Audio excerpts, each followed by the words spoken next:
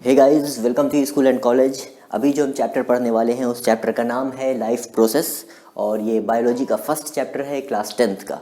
ठीक है, इस वीडियो में पहले पार्ट जो हम देखेंगे, पहला पार्ट है न्यूट्रिशन और इसमें जो सवाल है आपके सवाल को हम लेंगे। उसके बाद आपके इस चैप्टर से रिलेटेड उम्मीद करते हैं यकीनन आपके सारे सवाल सॉल्व हो चुके होंगे, मतलब जितनी भी परेशानी है। पहला पार्ट लाइफ प्रोसेस में हम न्यूट्रिशन देखेंगे, फिर रेस्पिरेशन देखेंगे, आगे फिर फर्दर ट्रांसपोर्टेशन है, ट्रांसपिरेशन, एक्सक्रीशन है, ये सब देखेंगे हम।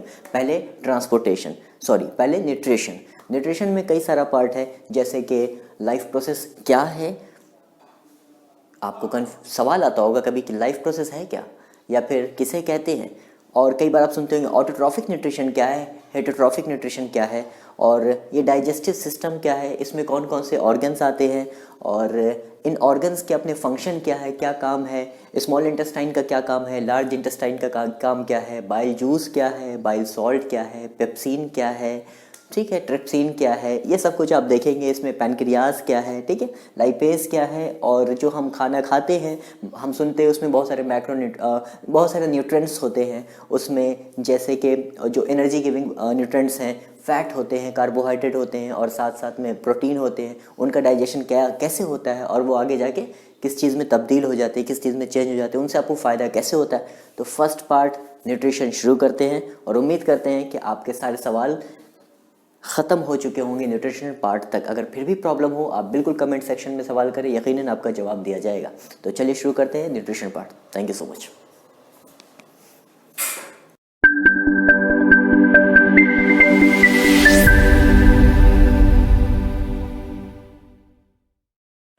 तो चलिए पहले पार्ट को शुरू करते हैं और पहले पार्ट में न्यूट्रिशंस जो है पहला पार्ट, उससे रिलेटेड जो सवालों की पोटली है ये आपकी, इस सवालों की पोटली को खोलते हैं, क्योंकि बगैर खोले सवाल निकलेगा नहीं और सवाल निकलेगा नहीं तो सॉल्व होगा नहीं, क्योंकि दिमाग से आपको सारे सवाल निकाल देने हैं। जवाब उनका चाहिए तो निकालना ही होगा सवाल को, जाहिर सी बात है। चलिए तो इन के लॉक को ओपन करते हैं और फिर निकालते हैं सवाल। सबसे पहले इस चैप्टर का जो नाम है लाइफ प्रोसेस, ये लाइफ प्रोसेस बाहर आया। ठीक है, लाइफ प्रोसेस है क्या? देखिए इस चैप्टर का नाम है लाइफ प्रोसेस। ठीक है, वो सारा प्रोसेस जो आपकी ज़िंदगी के लिए ज़रूरी है, या फिर एक लिविंग बीइंग के अंदर या एक ऑर्गेनिज्म के अंदर में वो सारा प्रोसेस जो अंदर में चलता रहता है, या यूँ कहें कि सर्वाइवल के लिए जो ज़रूरी प्रोसेस है, उसे कहते हैं लाइफ प्रोसेस। तो लाइफ प्रोसेस का डेफिनेशन क्या हो जाएगा वो हम पहले लिख लेते हैं।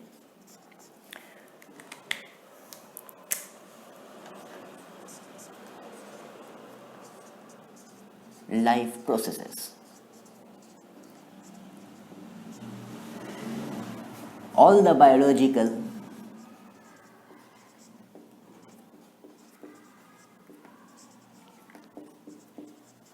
processes taking place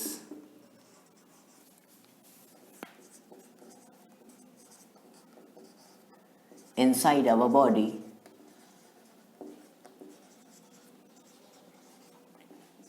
that are essential for our survival.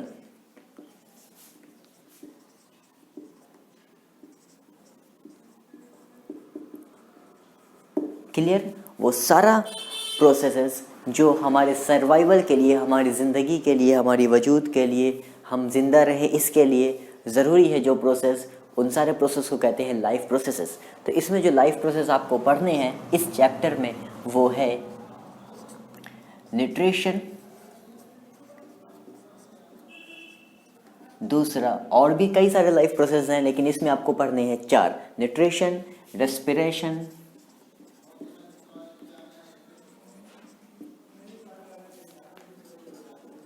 Transportation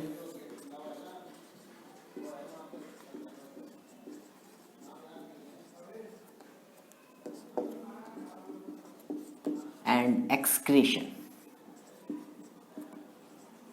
okay, nutrition क्या है? Intake the food, the process of intake the food inside our body, इसे कहते हैं न्यूट्रिशन। खाने ले अंदर पोषण न्यूट्रिशन की हिंदी होती है पोषण। खाना अंदर लेने के प्रोसेस को कहते हैं न्यूट्रिशन। रेस्पिरेशन क्या है? उस खाने से एनर्जी ऑब्टेन करने के प्रोसेस को कहते हैं रेस्पिरेशन, जो आप सांस लेना कहते हैं, मतलब इनहेल और एक्सेल आप इसमें देखेंगे तो उसमें ऑक्सीजन ही अंदर जाता है माइटोकॉन्ड्रिया में, जो फिर ब्रेकडाउन होता है एनर्जी का, वो आप देखेंगे बाद में। ट्रांसपोर्टेशंस जो है यानी कि एक जगह से दूसरी जगह जाने को ट्रांसपोर्टेशन कहते हैं। All living things, living beings, organism में ट्रांसपोर्टेशंस होता है, चाहे हमारे अंदर CO2 का ट्रांसपोर्टेशंस हो गया या O2 का ट्रांसपोर्टेशंस हो गया, या प्लांट्स के अंदर ले लें तो मिनरल्स का, वाटर का, फूड का, इन सब ट्रांसपोर्टेशन में हम पढ़ेंगे, इन सब ट्रांसपोर्टेशन के बारे में।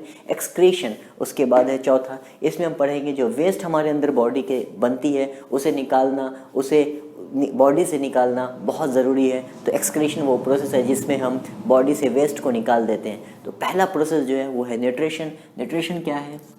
न्यूट्रिशन जो आपको आज पढ़ना है, ठीक है।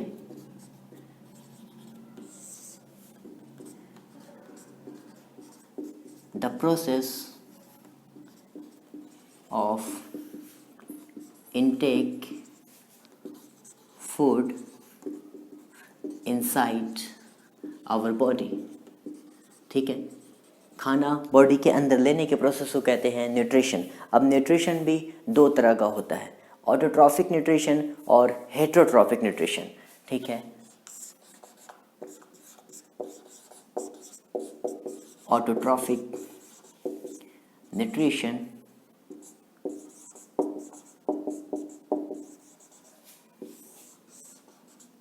और हेटरोट्रॉफिक न्यूट्रिशन।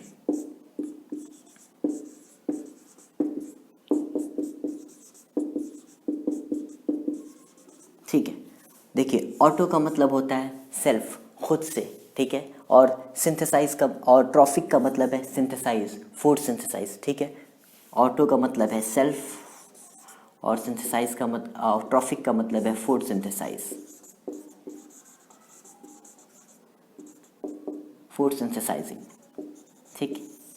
देखिए जो ऑर्गेनिज्म खुद अपना खाना बना लेते हैं उसे कहते हैं ऑटोट्रॉफ्स, और उनके न्यूट्रिशन करने के प्रोसेस को कहते हैं ऑटोट्रॉफिक न्यूट्रिशंस, ठीक है। ऑटोट्रॉफिक न्यूट्रिशंस में आपको फोटोसिंथेसिस ही पढ़ना है, केमोट्रॉफिक भी आप फोटोसिंथेसिस यहाँ पढ़ना है। ऑटोट्रॉफिक न्यूट्रिशंस में आपको जिस ऑटोट्रॉफ्स के बारे में पढ़ना है वो है ग्रीन प्लांट्स, ठीक है। ग्रीन प्लांट्स ऑटोट्रॉफ्स क्यों होते हैं? क्योंकि वो अपना खाना खुद बनाते हैं, ठीक है। हम लोग जैसा नहीं, हम लोग सारे के सारे हेटरोट्रॉफ्स में आते हैं। हम लोग डायरेक्टली या इनडायरेक्टली अपने न्यूट्रिशंस के लिए, अपने फूड के लिए, अपने खाने के लिए, ठीक है, फूड पर, प्लांट पर डिपेंड है, डायरेक्टली या फिर इनडायरेक्टली ग्रीन प्लांट्स पर हम डिपेंड है, ठीक है। ऑटोट्रॉफ डिपेंड नहीं है। ऑटोट्रॉफ्स क्या करते हैं? एक प्रोसेस करते हैं, उस प्रोसेस को कहते हैं फोटोसिंथेसिस, जिसमें वो अपना खाना खुद बनाते हैं। तो आप इस तरह से फोटोसिंथेसिस का, और किसके प्रेजेंस में बनाते हैं? सनलाइट के प्रेजेंस में और क्लोरोफिल की मौजूदगी में, क्लोरोफिल की प्रेजेंस में, ठीक है। तो आपको फोटोसिंथेसिस का भी इस तरह से डेफिनेशन मालूम हो गया। Photosynthesis is the process in which plant make their own food in the presence of sunlight and chlorophyll, ठीक है। तो आपको ऑटोट्रॉफिक न्यूट्रिशन में क्या पढ़ना है? प्लांट के बारे में, ठीक है। प्लांट जो है आपका ऑटोट्रॉफ है, ठीक है। ये किस प्रोसेस से करते हैं? ये इनका जो अपना न्यूट्रिशन है, यानी कि खाना बनाने का पहले प्रोसेस, पहले उसे जानते हैं, वो है फोटोसिंथेसिस, ठीक है।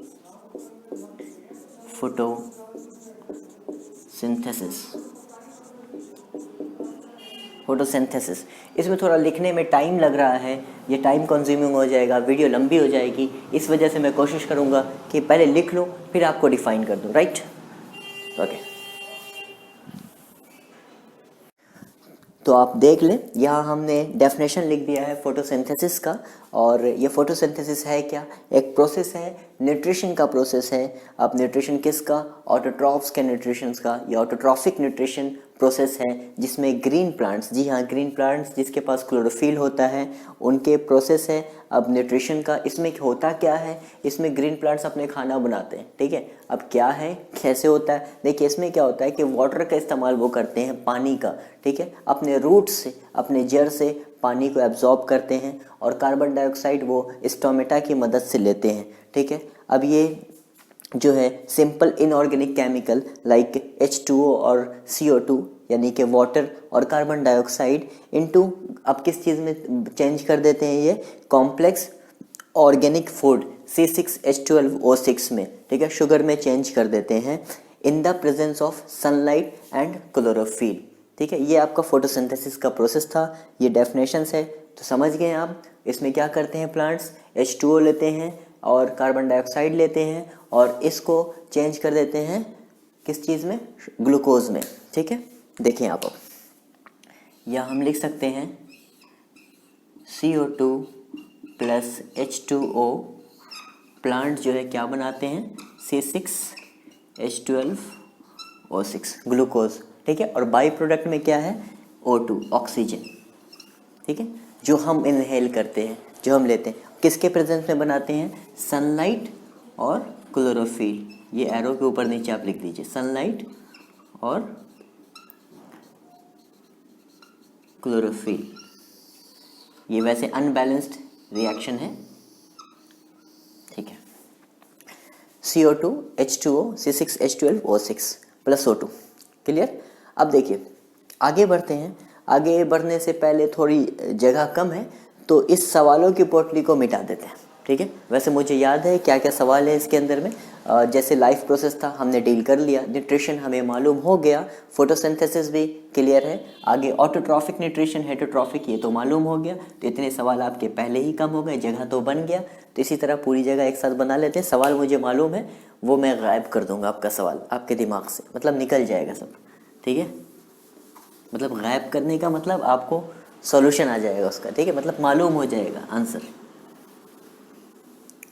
चलिए अब देखिए, ऐसा नहीं होता कि एक बार में कि कार्बन डाइऑक्साइड स्टोमेटा से लिया गया, प्लांट ने लिया स्टोमेटा से कार्बन डाइऑक्साइड और जड़ों की मदद से पानी लिया और दोनों को मिलाकर ग्लूकोज बना दिया। ठीक है, इतना सिंपल नहीं है, इसमें कुछ स्टेप्स होते हैं, 3 स्टेप्स, मेजरली 3 स्टेप्स होते हैं। ठीक है, होता क्या है, पहले H2O का ब्रेक डाउन होता है। ठीक है, ब्रेक डाउन जब होता है तो H2 अलग और ऑक्सीजन O2 अलग हो जाता है। ठीक है, फिर उसके बाद फिर इसमें क्या होता है कि कार्बन डाइऑक्साइड में रिडक्शन ऑफ CO2 होता है। ठीक है, रिडक्शन ऑफ CO2 क्या है, यानी कि अब इसमें से भी ब्रेक डाउन होता है ऑक्सीजन का। चलिए आप देखें, और जब इसका ब्रेक डाउन हो जाएगा ना, यानी कि पहले तो ब्रेक डाउन होगा H2O का, H2 अलग और ऑक्सीजन अलग। ठीक है, उसके बाद इस CO2 में ऐड हो जाते हैं, हाइड्रोजन ऐड हो जाते हैं। ठीक है, तो उसके बाद फिर C6H12O6 बनता है। देखिए इसमें कितने स्टेप्स हैं, ये हमने तो मिटा दिया आपकी सवालों की पोटली, तो यहाँ हम लिख सकते हैं। ठीक है, ये वाला फोटोसिंथेसिस,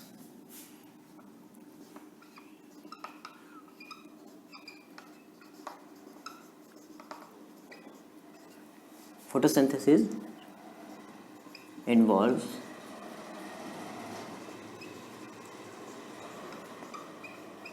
थ्री स्टेप्स। ठीक है, इसमें 3 स्टेप्स आते हैं। पहला क्या है, absorption of sunlight bye chlorophyll, सबसे पहला स्टेप।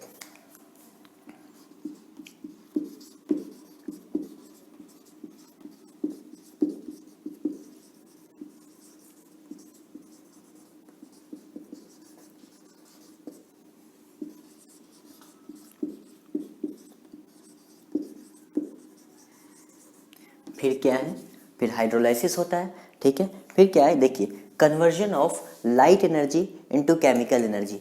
अब ये जो सनलाइट एब्जॉर्ब किया गया है तो कन्वर्जन इसका होता है, conversion of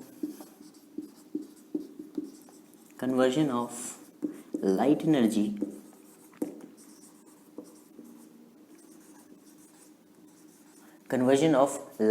into chemical energy.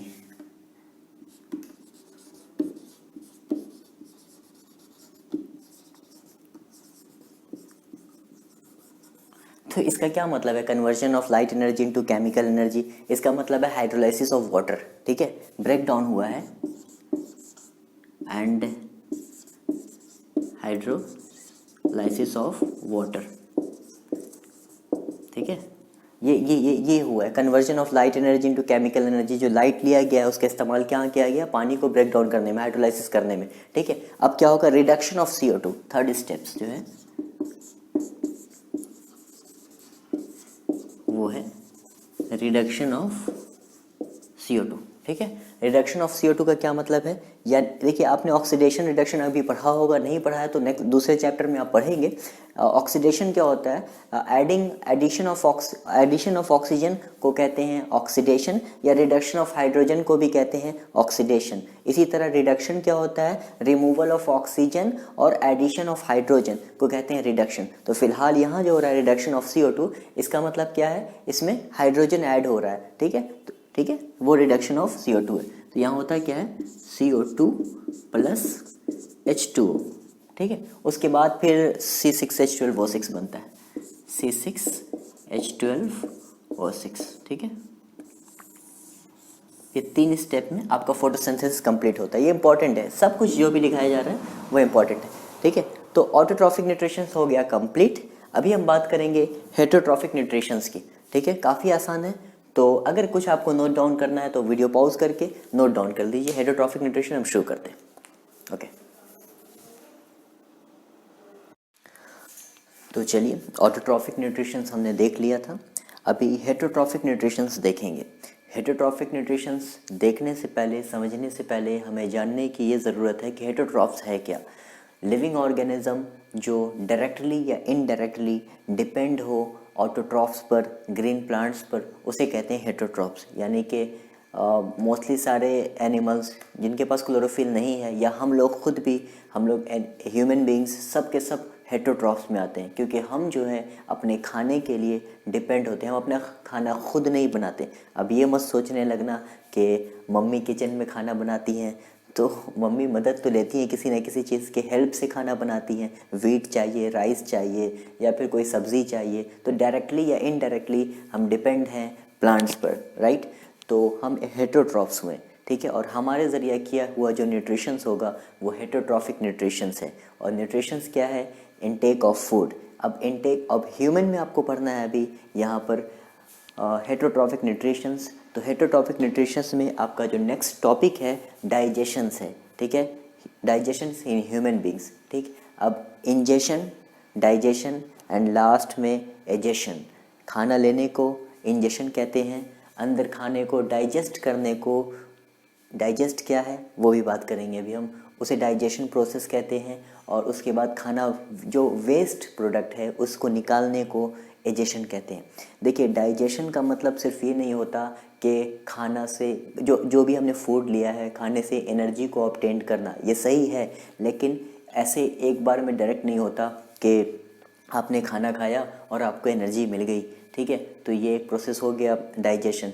होता क्या है कि जो आप खाना खाते हैं उसमें बहुत सारे न्यूट्रिएंट्स होते हैं, जैसे कि विटामिन हो गया, कार्बोहाइड्रेट हो गया, फैट हो गया, प्रोटीन है, मिनरल्स है। लेकिन जो एनर्जी गिविंग न्यूट्रिएंट्स हैं वो प्रोटीन, फैट और कार्बोहाइड्रेट हैं। Carbohydrate, protein and fat. ठीक है, इनका सिंप्लीफिकेशंस होता है। The process of simplifications of energy giving nutrients is called digestions. ठीक है, तो डाइजेशन में क्या होता है कि कार्बोहाइड्रेट जो है आपका वो ग्लूकोज में चेंज होता है, प्रोटीन जो है अमीनो एसिड में चेंज होता है, और फैट जो है फैटी एसिड और ग्लिसरॉल में चेंज होता है। ये कौन चेंज करता है, कैसे होता है, इस प्रोसेस को देखते हैं, समझते हैं। बहुत मज़ेदार है और बहुत आसान है।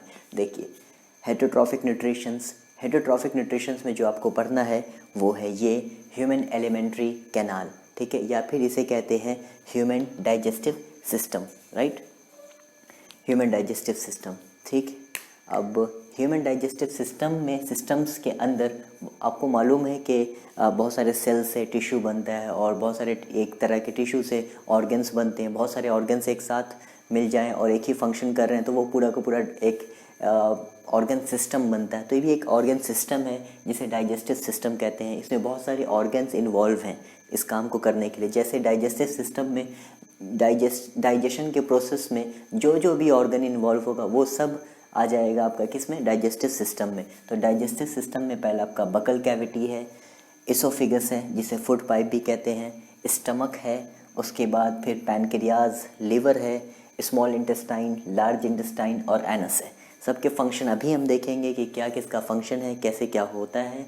तो देखिए, डाइजेशन अभी जैसा कि हमने बात किया सिंप्लीफिकेशन ऑफ न्यूट्रिएंट्स है। इसमें क्या होता है कि कार्बोहाइड्रेट ग्लूकोज में चेंज हो जाता है, प्रोटीन अमीनो एसिड में चेंज होता है, और फैट जो है वो फैटी एसिड और ग्लिसरॉल में चेंज होता है। ठीक है, ये एनर्जी गिविंग न्यूट्रिएंट्स है। और सब भी बहुत इंपॉर्टेंट है ये, ऐसे कि विटामिन्स, मिनरल्स, ये सब की डिफिशेंसी होने की वजह से आपको डिजीज़, कुछ बीमारी हो सकती है। ठीक है, कुछ लंबे टाइम तक आपको विटामिन की किसी ख़ास विटामिन की कमी हो गई तो आपको कुछ कई बीमारियां हो सकती हैं इसके वजह से। वैसे हम एनर्जी गिविंग न्यूट्रिएंट्स की बात कर रहे हैं।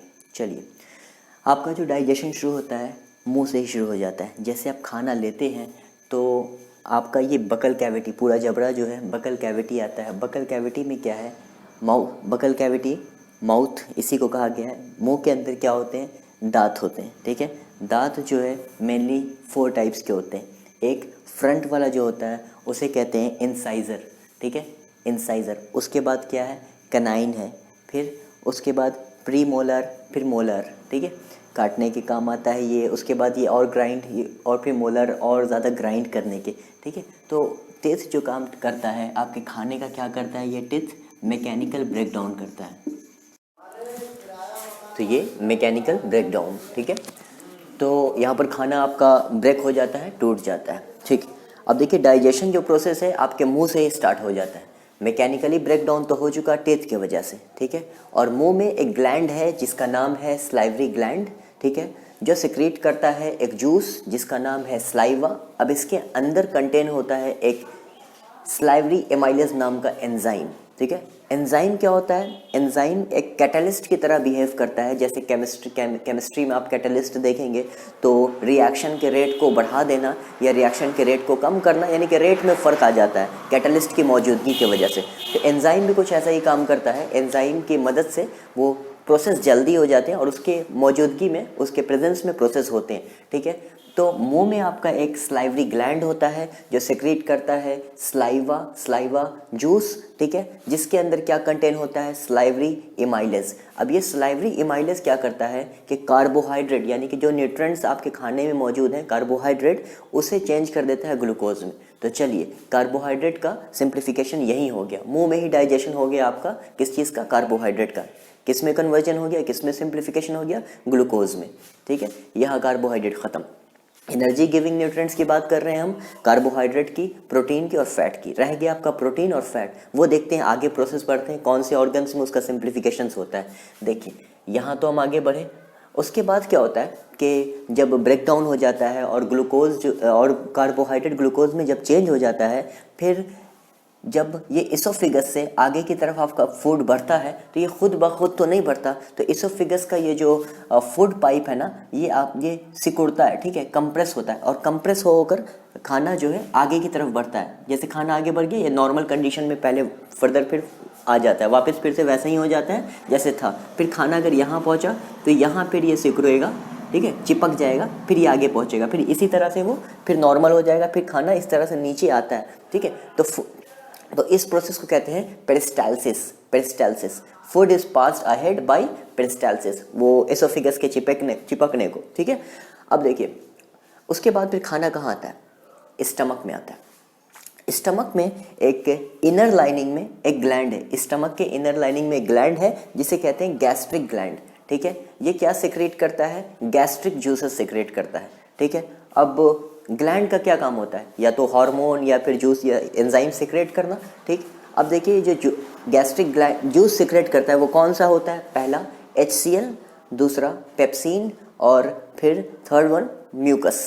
इसका काम क्या होता है, देखिए जैसे खाना यहाँ आया ना तो आपका कार्बोहाइड्रेट तो पहले ही ये हो चुका है, सिंप्लीफाई हो चुका है ग्लूकोज में। अब प्रोटीन का सिंप्लीफिकेशन करना है। ठीक है, तो प्रोटीन सिंप्लीफाइड होगा किसकी मदद से, पेप्सिन की मदद से। ये जो पेप्सिन एंजाइम्स है ना, तो इसकी मदद से प्रोटीन जो है चेंज हो जाता है किसमें, एमिनो एसिड में। लेकिन इसका एक कंडीशन है, पेप्सिन प्रोटीन को तभी चेंज करेगा एमिनो एसिड में। ठीक है, पेप्सिन प्रोटीन को तभी चेंज करेगा अमीनो एसिड में जब जो खाना आया है, जो फूड आया है वो एसिडिक होना चाहिए। ठीक है, तो जैसे खाना यहाँ पर अब मौजूद होता है, फूड यहाँ आता है, यहाँ से क्या जो गैस्ट्रिक ग्लैंड है, इनर लाइनिंग में जो गैस्ट्रिक ग्लैंड है स्टमक के, उस ग्लैंड से जो गैस्ट्रिक जूस सिक्रेट होता है HCl, हाइड्रोक्लोरिक एसिड, वो क्या कर देता है, पूरी तरह मिक्स कर देता है आपके खाने को तो आपका खाना जो है वो एसिडिक हो जाता है, ठीक है। तो अब तो कंडीशन फुलफिल हो गई, आपका खाना एसिडिक हो गया, ठीक है, HCl की वजह से। तो ये पेप्सिन जो है फिर चेंज कर देता है किस चीज़ को, खाने में जो प्रोटीन मौजूद है उसे एमिनो एसिड में चेंज कर देता है। तो चलिए, प्रोटीन भी आपका चेंज हो गया और प्रोटीन कुछ रह जाएगा जो आगे में भी चेंज होगा, ठीक। अब इसका काम आपको समझ में आ गया, HCl का क्या काम है। यहाँ 3 जो सिक्रेट होती है, ठीक है, गैस्ट्रिक ग्लैंड से, एक HCl का काम समझ में आ गया। पेप्सिन का भी वर्क फंक्शन समझ में आ गया क्या करता है। अब रह गया क्या, म्यूकस। देखिए, एसिड है, एसिड तो डेंजरस होता है, हार्मफुल होता है बॉडी से बाहर भी, तो बॉडी के अंदर तो ऑब्वियसली होगा। तो इनर लाइनिंग को बचाने के लिए, ग्लैंड को बचाने के लिए एक के और जो जूस जो है सिक्रेट होती है, उसका नाम है म्यूकस, ठीक है। इसका काम क्या है, प्रोटेक्शन प्रोवाइड करना, ठीक है। It provide protection against the harmful action of HCl, ठीक है। इसका काम क्या है, म्यूकस का काम क्या है, it prevents the inner lining of gastric gland for the action of against the action of HCl, ठीक है। यानी कि हाइड्रोक्लोरिक एसिड के वजह से कोई नुकसान ना हो जाए inner lining of gastric gland को, उसे बचाने के लिए म्यूकस जो है वो प्रोटेक्शन प्रोवाइड करता है। म्यूकस सिक्रेट होता है, म्यूकस क्या है, प्रोटेक्शन प्रोवाइड करता है। किससे प्रोटेक्शन प्रोवाइड करता है, HCl से, हाइड्रोक्लोरिक एसिड से। किसे प्रोटेक्शन प्रोवाइड करता है, गैस्ट्रिक ग्लैंड को प्रोटेक्शन प्रोवाइड करता है, या इनर लाइनिंग ऑफ स्टमक को प्रोटेक्शन प्रोवाइड करता है। चलिए, अब आपका कार्बोहाइड्रेट ग्लूकोज में मुंह में चेंज हो गया, स्टमक में आपका प्रोटीन चेंज हो गया, किस चीज़ में, एमिनो एसिड में चेंज हो गया। अब आपका कुछ और प्रोटीन है जो चेंज होना है और फैट भी चेंज होना है। चलिए आगे बढ़ते हैं, यहाँ आगे आए तो स्टमक के बाद खाना जो है स्मॉल इंटेस्टाइन में, स्टमक के बाद जो खाना कहाँ चला जाता है, स्मॉल इंटेस्टाइन में। ये राइट और लेफ्ट में, या फिर राइट और लेफ्ट में जो आपको दिख रहा है कि पैनक्रियाज और लीवर, इसका क्या फंक्शन है ये भी देखते हैं। देखिए, पैनक्रियाज जो है दो एंजाइम सेक्रेट करता है। देखिए, जहाँ एंजाइम है ये मैंने सर्कल कर दिया है, स्लाइवरी एमाइलेज और पेप्सिन एक एंजाइम है, ट्रिप्सिन एक एंजाइम है और लाइपेज एक एंजाइम है, ठीक है। तो पैनक्रियाज जो है 2 एमाइलेज सेक्रेट करता है, 2 एंजाइम सेक्रेट करता है। उस एंजाइम का नाम है ट्रिप्सिन और lipase. Trypsin sounds like pepsin, ठीक है। तो इसका काम भी कुछ उसी तरह है, जैसे पेप्सिन का काम है कि प्रोटीन को एमिनो एसिड में चेंज करना। तो बचे हुए जो प्रोटीन है, खाना के, फूड के जो बचे हुए प्रोटीन है, उसे ट्रिप्सिन किस चीज़ में चेंज करता है, एमिनो एसिड में। लेकिन यहाँ पर एक दूसरी कंडीशन है, यानी कि अभी पैनक्रियाज की बात हो रही है, ठीक है। यहाँ पर दूसरी कंडीशन है कि ये जो पैनक्रियाज से ट्रिप्सिन निकला है, ये प्रोटीन को तब फूड के प्रोटीन को एमिनो एसिड में तभी चेंज करेगा जब फूड जो है आपका वो क्या होना चाहिए, बेसिक होना चाहिए, अल्कलाइन होना चाहिए, ठीक है। तो अब ये लीवर से भी जूस सिक्रेट होते हैं, 2 जूस, एक तो बाइल जूस और बाइल सॉल्ट सिक्रेट होते हैं। एक जूस और एक सॉल्ट सिक्रेट होते हैं। तो बाइल जूस का अपना क्या काम है और बाइल सॉल्ट का क्या काम है। तो ये जो लीवर, देखिए सबसे लार्जेस्ट ग्लैंड में लीवर आता है, ठीक है, बॉडी के लार्जेस्ट ग्लैंड में यहाँ पर तो लीवर आता है। अब देखिए, यहाँ जो लीवर बाइल जूस सिक्रेट कर रहा है, इसका काम होता है फूड को alkaline banana, it makes food alkaline, ठीक है। जब फूड को अल्कलाइन बना दिया तो जो यहाँ आपका पैनक्रियाज से ट्रिप्सिन जो सिक्रेट हो रहा है, तो वो प्रोटीन को फर्दर एमिनो एसिड में चेंज कर देगा। ये ट्रिप्सिन कहाँ से आ रहा है, पैनक्रियाज से। ट्रिप्सिन का क्या काम है, प्रोटीन को एमिनो एसिड में चेंज करना। लेकिन वो जो प्रोटीन, जो न्यूट्रिएंट्स अवेलेबल है, वो फूड कैसे होने चाहिए, अल्कलाइन होने चाहिए। पहले तो ये था कि एसिडिक होने चाहिए, तो खाना तो वो तो फूड आपके एसिडिक हो चुके थे, तो वापस फिर से अल्कलाइन कैसे होता है, ठीक है। वो यहाँ पर लीवर जो है बाइल जूस सिक्रेट करता है और बाइल जूस जो है फूड को अल्कलाइन बना देता है। अब बाइल सॉल्ट भी सिक्रेट कर, बाइल सॉल्ट का क्या काम होता है, जो लीवर से ही निकलता है। बाइल सॉल्ट क्या करता है, जो फैट मौजूद है आपके खाने में, फैट के ग्लोब्यूल्स, ठीक है, गोले जो मौजूद हैं फैट के, उनको छोटे छोटे टुकड़ों में डिवाइड करता है, यानी कि लार्ज ग्लोब्यूल को स्मॉल ग्लोब्यूल में चेंज कर देता है, ठीक है, डिवाइड कर देता है। तो इसी को कहते हैं इमल्सिफिकेशन ऑफ फैट, ठीक है। यहाँ हमने लिख भी दिया इमल्सिफिकेशन ऑफ फैट, ठीक है। इमल्सिफिकेशन ऑफ फैट वो प्रोसेस है जिसमें फैट के लार्ज ग्लोब्यूल छोटे छोटे ग्लोब्यूल में टूटते हैं। किसकी मदद से टूटते हैं? बाइल सॉल्ट की मदद से टूटते हैं। तो यहाँ पर फिर आगे यहाँ पर देखिए ये जो पैनक्रियाज से ट्रिप्सिन आया था, इसका काम ये तो काम इसका काम ख़त्म। इसने ट्रिप्सिन ने अपना काम कर लिया भाई, प्रोटीन से अमीनो एसिड में चेंज कर लिया और कह रहा था कि जो खाना होना चाहिए, फूड जो होना चाहिए वो अल्कलाइन होना चाहिए। तो बाइल जूस ने उसे अल्कलाइन कर भी दिया था। अब ये क्या है? लाइपेज, जो कहाँ से, जो पैनक्रियाज से ही निकल रहा है। लाइपेज लिपिड का फॉर्म होता है, लिपिड फैट ही है। अब लाइपेज का क्या काम है? ये लाइपेज जो आपका एंजाइम है, इसका काम ये है कि ये फैट को फैटी एसिड और ग्लिसरॉल में चेंज करता है। और ये भी तब चेंज करेगा जब फैट के छोटे छोटे ग्लोब्यूल्स होंगे। तो फैट के छोटे ग्लोब्यूल्स में चेंज तो कर दिया, किसने किया? बाइल सॉल्ट ने किया। बाइल सॉल्ट का यही तो काम है जो लीवर से सिक्रेट हो रहा है। बाइल सॉल्ट यहाँ से सिक्रेट हुआ, उसके बाद उसने क्या किया? फैट के बड़े ग्लोब्यूल्स को छोटे छोटे ग्लोब्यूल्स में चेंज कर दिया। तो यहाँ से यानी कि पैनक्रियाज से जो लाइपेज निकला है, इसने क्या कर दिया? फैट के छोटे छोटे ग्लोब्यूल्स को फैटी एसिड और ग्लिसरॉल में चेंज कर दिया। आपने यहाँ देख लिया कि न्यूट्रिएंट्स, जो एनर्जी गिविंग न्यूट्रिएंट्स थे, वो लगभग कंप्लीटली वो हो चुके हैं, सिंप्लीफाई हो चुके हैं। तो यहाँ पर फिर आपका स्मॉल इंटेस्टाइन में आपके फूड आ गए, जो कि अब देखिए खाना तो सिंप्लीफाई हो गया, फूड के न्यूट्रिएंट्स तो सिंप्लीफाइड हो गए। अब इसे अगर खून एब्जॉर्ब ना करे आपके सिंप्लीफाइड फूड को, तो फिर तो एनर्जी मिलेगी नहीं ना आपको, फिर तो वेस्ट हो जाएगा सब। यानी कि स्मॉल इंटेस्टाइन से फिर लार्ज इंटेस्टाइन में चला जाएगा और लार्ज इंटेस्टाइन से फिर एनस के ज़रिए एजेशन हो जाएगा, निकल जाएगा। तो स्मॉल इंटेस्टाइन में क्या होता है? बहुत सारे न्यूमरस फिंगर्स लाइक स्ट्रक्चर होते हैं, उंगलियों जैसे प्रवर्ध होते हैं, ठीक है, जिसे कहते हैं विली, ठीक है। तो यहाँ खाना आपका यहाँ पहुँचता है स्मॉल इंटेस्टाइन में, ठीक है। इसे कहते हैं साइट ऑफ कंप्लीट डाइजेशन भी। डाइजेशन यहाँ कंप्लीट हो जाता है, ठीक है। यहाँ से खून एब्जॉर्ब कर लेता है उसे सिंप्लीफाइड फूड को, सिंप्लीफाइड न्यूट्रिएंट्स को। तो यहाँ पर जो विलीज होते हैं, विलीज का काम क्या होता है? एब्जॉर्प्शन करना, ठीक है। एब्जॉर्ब कर लेते हैं वो ज़्यादा से ज़्यादा जितने भी न्यूट्रिएंट्स होते हैं सिंप्लीफाइड, उसे एब्जॉर्ब कर लेते हैं। किसकी मदद से करते हैं? विलीज में क्या होता है? देखिए विलीज कुछ इस तरह का होता है, ठीक है। देखिए विलीज आपका सीधा भी स्ट्रेट भी हो सकता था, लेकिन स्ट्रेट ना होकर विलीज ऐसा क्यों होता है? इसके अंदर के जो स्ट्रक्चर हैं, देखिए यहाँ होगा तो ब्लड वेसल्स जो हैं उनका नेटवर्क कम होगा कंपैरिजन देन इसके, ठीक है। क्योंकि इसमें जो है देखिए ब्लड वेसल्स यहाँ पूरे में फैले होते हैं, नीचे में यहाँ, ठीक है। ब्लड वेसल्स का बहुत स्ट्रॉन्ग नेटवर्क, बहुत बड़ा नेटवर्क होता है यहाँ पर, जो कि एब्जॉर्ब करने का काम करता है सिंप्लीफाइड न्यूट्रिएंट्स को, ठीक।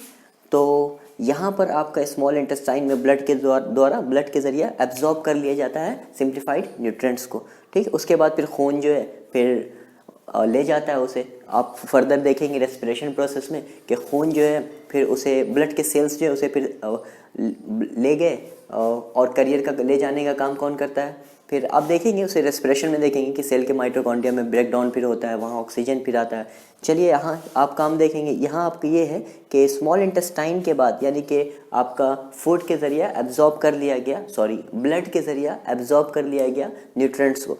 उसके बाद फिर यहाँ से जो स्मॉल इंटेस्टाइन से लार्ज इंटेस्टाइन में चला जाता है, जो आपका बचा हुआ खाना है, वेस्ट है, ठीक है। और इस लार्ज इंटेस्टाइन में भी विलीज मौजूद होते हैं। देखिए स्मॉल इंटेस्टाइन में विलीज एब्जॉर्प्शन कर लिया, उसके बाद लार्ज इंटेस्टाइन में भी मोर विलीज यानी कि और विलीज मौजूद होते हैं, जो क्या करते हैं? वाटर को एब्जॉर्ब करते हैं, टू एब्जॉर्ब वाटर, ठीक है।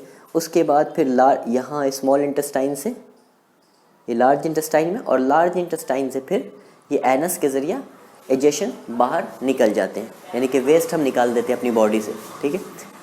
अब देखिए एक और पार्ट है यहाँ पर अपेंडिक्स, ठीक है। इसका क्या काम है? अपेंडिक्स को कहते हैं वेस्टिजियल्स ऑर्गन्स। पहले जब हम हमारे जो पहले के लोग थे, बहुत पहले के, जो खाना बना कर नहीं खाते थे, घास फूस खाते थे, तो उसे डाइजेशन के लिए वो उस वक्त काम आता था, यहाँ अपेंडिक्स ये ऑर्गन्स काम आता था। इसमें से भी जूस सीक्रेट होते होंगे जिसके वजह से वो उसे डाइजेस्ट करते होंगे। लेकिन अगर आप अब उसे खाएं, मतलब घास फूस आप खाएं तो क्या अपेंडिक्स काम करेगा? अभी नहीं करेगा, क्योंकि ये बहुत लंबे प्रोसेस हो चुके हैं, इवोल्यूशन हो चुका है, तो ये अपना काम एक तरह से करना भूल चुका है, ठीक है। तो कई बार क्या होता है कि वो मतलब आधे पके हुए खाने या वैसा खाना जिसका डाइजेशन मुश्किल है, वैसा कुछ आकर यहाँ अटक जाता है, ठीक है। या डाइजेशन नहीं हो पाता पूरा उनका, तो यहाँ पर आकर वो अटक जाता है और यहाँ पर फिर इन्फेक्शंस हो जाते हैं, तो फिर इसे काट कर निकालना होता है ऑपरेशन के ज़रिए, ठीक है। तो मेरे और हाँ, एक और चीज़ कि स्मॉल इंटेस्टाइन की जो लंबाई होती है वो होती है 6 मीटर, और लार्ज इंटेस्टाइन की जो लंबाई होती है वो होती है 1.5 मीटर, ठीक है। नाम है लार्ज इंटेस्टाइन लेकिन लंबाई है 1.5 मीटर, ये है स्मॉल इंटेस्टाइन लेकिन लंबाई है 6 मीटर। तो आप स्मॉल इंटेस्टाइन इसके क्रॉस सेक्शनल एरिया से, इसके थिकनेस की वजह से इसका नाम दिया गया होगा, और लार्ज इंटेस्टाइन जो है इनके थिकनेस के क्रॉस सेक्शनल एरिया की वजह से दिया है लार्ज इंटेस्टाइन। तो ठीक है, अभी के लिए इतना ही, और फिर अभी हम शुरू करते हैं फिर नेक्स्ट रेस्पिरेशन प्रोसेस, उसके बाद फिर देखेंगे ट्रांसपोर्टेशंस वगैरह। तो इसमें कोई अगर प्रॉब्लम हो तो आप कमेंट सेक्शन में सवाल करें, ठीक है। आप अगर वीडियो पॉज करके नोट डाउन करना चाहें तो नोट करें। रेस्पिरेशन पार्ट शुरू करने से पहले गाइज एक हम एग्जांपल लेते हैं। जैसे कि आप न्यूट्रिशन पढ़ चुके हैं, अभी रेस्पिरेशन शुरू होने वाला है, ठीक है। न्यूट्रिशन के बाद प्रोसेस हुआ है रेस्पिरेशन। अब रेस्पिरेशन शुरू करने से पहले एक एग्जांपल कुछ ऐसा लीजिए आप कि आप मान लीजिए कि आपको एक कोयला मिला है, मतलब इतना बड़ा चट्टान है, कोयले का पहाड़ है, मतलब पहाड़ तो नहीं, एक इतना बड़ा चट्टान है, ठीक है। और इतने बड़े कोयले से आपको हीट निकालना है, ठीक है। इतने बड़े कोयले से आपको हीट निकालना है, यानी कि ये समझिए कि उस कोयले का इस्तेमाल करना है चूल्हे में, ठीक है। तो क्या आप उस कोयले को लेकर चूल्हे में डाल दोगे ऐसे ही? नहीं करोगे, जाहिर सी बात है, ऑब्वियसली ऐसा नहीं करोगे। तो उसको क्या करोगे आप कि छोटे छोटे टुकड़ों में डिवाइड करोगे, ठीक है। तो वो जो कोयला एग्जाम्पल मैंने लिया कि फूड, जैसा हमारे खाने थे ना, तो खाना जो है छोटे छोटे टुकड़ों में डिवाइड हो चुका है, ठीक है, सिंप्लीफाइड हो चुका है ऑलरेडी। तो कोयला का जैसे टुकड़े टुकड़ों में डिवाइड करना होता है, उसी तरह हमने खाने को भी, खाने के अंदर जो न्यूट्रिएंट्स है उसको भी छोटे छोटे, उसी को छोटे छोटे मतलब टुकड़ों में डिवाइड कर लिया, मतलब कि सिंप्लीफाइड कर लिया, ठीक है। यानी कि कार्बोहाइड्रेट ग्लूकोज में हो गया, और प्रोटीन एमिनो एसिड में, और फैटी एसिड और ग्लिसरॉल में चेंज हो चुका है। अब क्या होगा कि जैसे कोयले को छोटे छोटे टुकड़ों में डिवाइड करने के बाद उससे हीट निकालने के लिए उसे जलाते हैं हम, ठीक है। और जलाने के लिए कौन सी गैस चाहिए? ऑक्सीजन ज़रूरी है जलाने के लिए।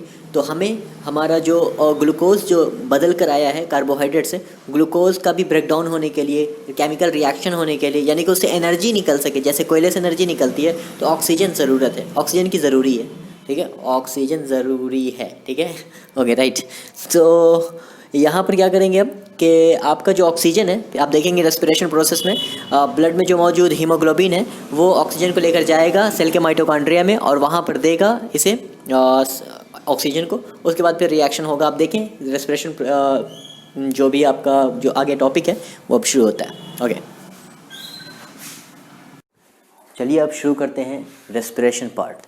रेस्पिरेशन क्या है? जनरली आमतौर पर हम समझते हैं, या फिर अगर समझते हैं सही रेस्पिरेशन की डेफिनेशन तो बहुत अच्छी बात है, लेकिन जनरली हम रेस्पिरेशन समझते हैं सांस लेने को रेस्पिरेशन कहते हैं।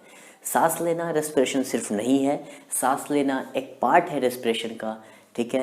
रेस्पिरेशन दरअसल एक प्रोसेस है, the process in which body obtained energy, ठीक है। हम रेस्पिरेशन लिख लेते हैं तो हम क्या पढ़ाई कर रहे हैं, कौन सा चैप्टर? लाइफ प्रोसेस, ठीक है, लाइफ प्रोसेस। और लाइफ प्रोसेस में न्यूट्रिशन कंप्लीट हो चुका है हमारा, अब है ये है रेस्पिरेशन। रेस्पिरेशन रेस्पिरेशन का डेफिनेशन क्या हो गया? द प्रोसेस इन विच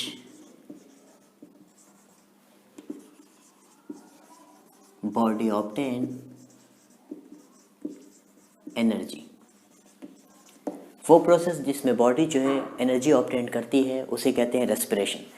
अब देखिए, न्यूट्रिशन पार्ट तक हम ये सीख चुके हैं कि आपका खाने के जो न्यूट्रिएंट्स हैं, एनर्जी गिविंग न्यूट्रिएंट्स हैं, वो सारे के सारे सिंप्लीफाइड हो चुके हैं, सिंपलर वन में तब्दील हो चुके हैं, चेंज हो चुके हैं।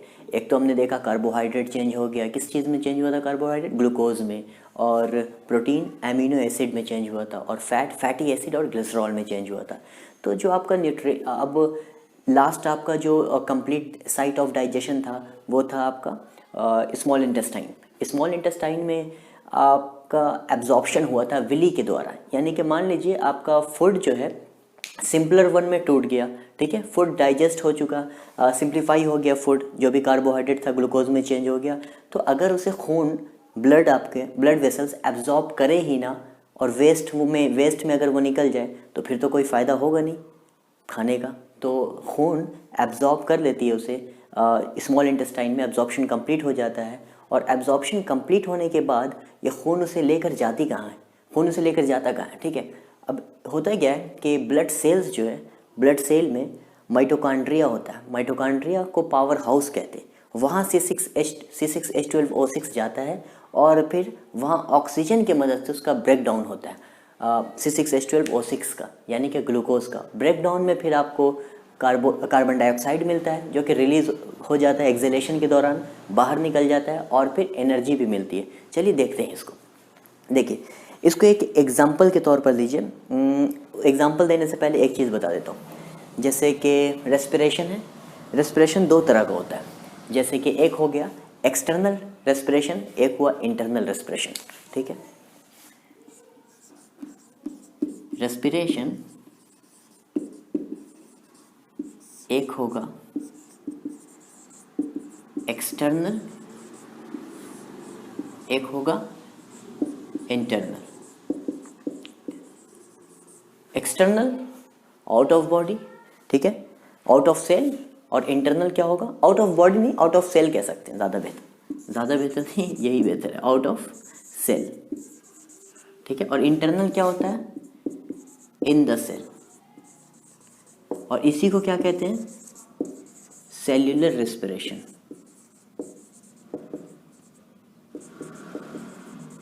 ठीक है। अब ये जो एक्सटर्नल है या आउट ऑफ सेल है, यही आपका ब्रीदिंग है। ब्रीदिंग क्या है, इनहेलेशन और एक्सहेलेशन, ठीक है, यही आपका क्या है, ब्रीदिंग।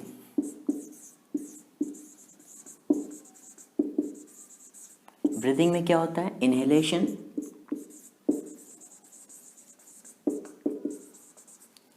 Plus exhalation.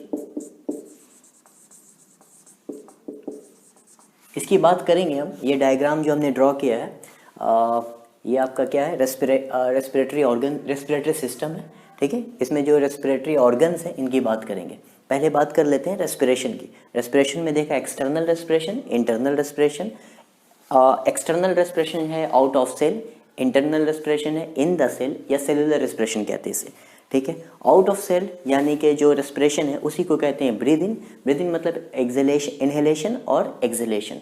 इनहेलेशन क्या है, जो हम सांस लेते हैं, इनहेल करते हैं, अंदर लेते हैं, वही प्रोसेस को इनहेलेशन कहते हैं। और जो सांस बाहर निकालते हैं, यानी कि हवा जो गैस जो बाहर निकालते हैं, अच्छा, जो हम ऑक्सीजन लेते हैं, दरअसल ये वो सिर्फ प्योर फॉर्म में ऑक्सीजन नहीं होता है, फिल्टर किया हुआ सिर्फ ऑक्सीजन नहीं होता, ठीक है। हम जो एयर लेते हैं वो रिच अमाउंट ऑफ ऑक्सीजन रहता है, ठीक है। हम इनहेल क्या करते हैं, inhale air rich amount of oxygen, ठीक है। आपके नाक के अंदर के जो बाल वगैरह हैं, ठीक है, जो फिल्टर करते हैं, वो उनका काम ये होता है कि एयर में जो डर्ट है, डस्ट है, धूल है, गंदगी है, वो चिपक जाता है वहाँ, ठीक है। उसके बाद वो फिल्टर करके अंदर में एयर को भेजता है, तो वो air rich amount of air होता है। इनहेलेशन में हम एयर लेते हैं रिच अमाउंट ऑफ ऑक्सीजन, और एक्सहेलेशन में एयर ही एक्सहेल करते हैं, लेकिन रिच अमाउंट ऑफ क्या रहता है, कार्बन डाइऑक्साइड। जो हम एक्सहेल कर रहे हैं जो एयर, उसमें कार्बन डाइऑक्साइड CO2 यानी कि गैस, CO2 गैस की मात्रा क्वांटिटी ज़्यादा होती है, और जो इनहेल करते हैं उसमें ऑक्सीजन की अमाउंट ज़्यादा होता है, ठीक है। अब देखिए ब्रीद इन ब्रीद आउट तो हो गया। अब इंटरनल रेस्पिरेशन यानी कि इन द सेल, जो सेल के अंदर में सेलुलर रेस्पिरेशन होता है, ये बताने से पहले थोड़ा हम डिस्कस कर लेते हैं इसे, रेस्पिरेटरी सिस्टम को, ठीक है। ह्यूमन रेस्पिरेटरी सिस्टम कह सकते हैं इसे।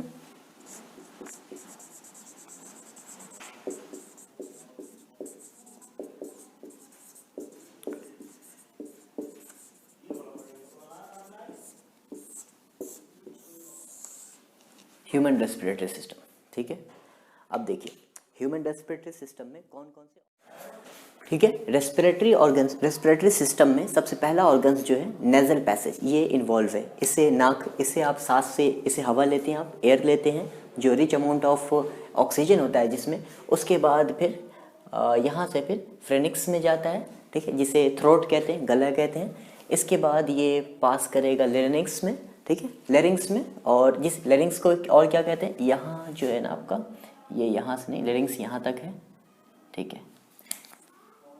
इसे आप वॉइस बॉक्स भी कहते हैं, वॉइस बॉक्स, ठीक। इसके बाद फिर ये जो है आपका ये जो है विंड पाइप, आप कह लें इसे, विंड पाइप भी कहते हैं। और ये जो लगा हुआ है सी शेप ट्रैक, ये सी शेप कार्टिलेज का बना हुआ है। कार्टिलेज क्या होता है कि आपको एक हार्डनेस प्रोवाइड करता है, किसे, विंड पाइप को, कि सेपरेशन रहे, यानी कि इन दोनों पाइप के बीच में थोड़ा सेपरेशन रहे और मूवमेंट ऑफ एयर आसानी से होता रहे, कि ज़्यादा गैप जितना है उतना मेंटेन गैप रहे, ठीक है।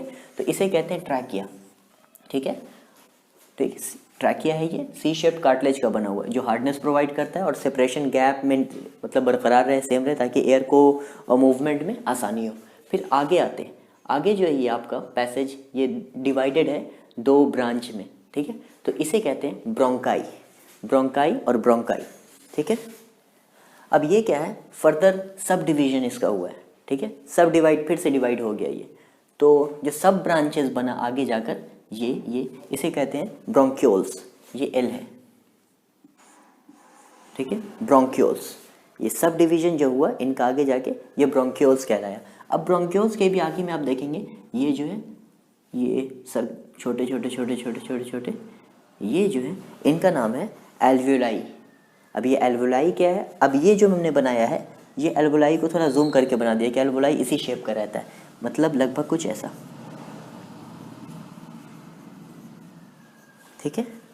एल्वियोलाई, इसके स्ट्रक्चर जो होता है बलून लाइक स्ट्रक्चर होता है, बलून लाइक स्ट्रक्चर,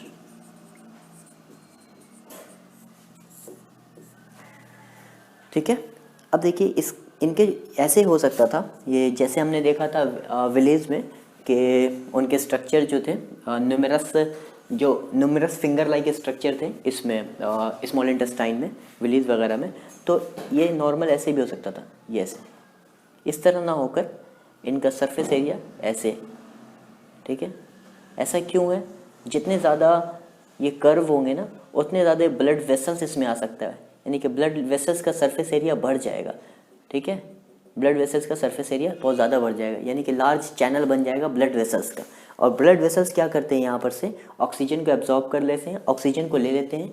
ऑक्सीजन को लेने के बाद ब्लड वेसल्स, अच्छा ब्लड वेसल्स में आप जानते होंगे आरबीसी, डब्ल्यूबीसी, ठीक है, प्लाज्मा। तो आरबीसी जो होता है, रेड ब्लड सेल्स, वो रेड होता ही है हीमोग्लोबिन की वजह से। हीमोग्लोबिन क्या है, एक प्रोटीन है, ठीक है, प्रोटीन मॉलिक्यूल है। अब वही जो आरबीसी जो है, आरबीसी में, रेड ब्लड सेल में जो हीमोग्लोबिन मौजूद है, वो हीमोग्लोबिन एक तरह से कैरियर का काम करता है, कैरियर का काम करता है ले जाने का। किसको ले जाने का, ऑक्सीजन को ले जाने का। ऑक्सीजन ज़्यादा सॉल्युबल नहीं है लिक्विड में, ब्लड में या फिर वाटर वगैरह में, कंपैरिजन देन कार्बन डाइऑक्साइड के। जितना कार्बन डाइऑक्साइड सॉल्युबल है उतना ऑक्सीजन नहीं है। तो ऑक्सीजन को आपको सेल तक जाने के लिए, हाँ देखिए, अब आप कनेक्ट करना न्यूट्रिशन से रेस्पिरेशन को कनेक्ट करना। न्यूट्रिशन से लास्ट क्या हमने पाया था, ये पाया था कि स्मॉल इंटेस्टाइन में सिंप्लीफिकेशन हो गया था, सब एनर्जी गिविंग जो भी फूड थे उनके ये हो चुके थे, क्या हो गया था, सिंप्लीफिकेशन हो गया था। अब सिंप्लीफाइड होने के बाद वो फूड यानी कि C6H12O6 ग्लूकोज वगैरह जो है, ग्लूकोज कहाँ चला गया था, सेल के माइटोकॉन्ड्रिया में, ठीक है। तो आप ये समझे कि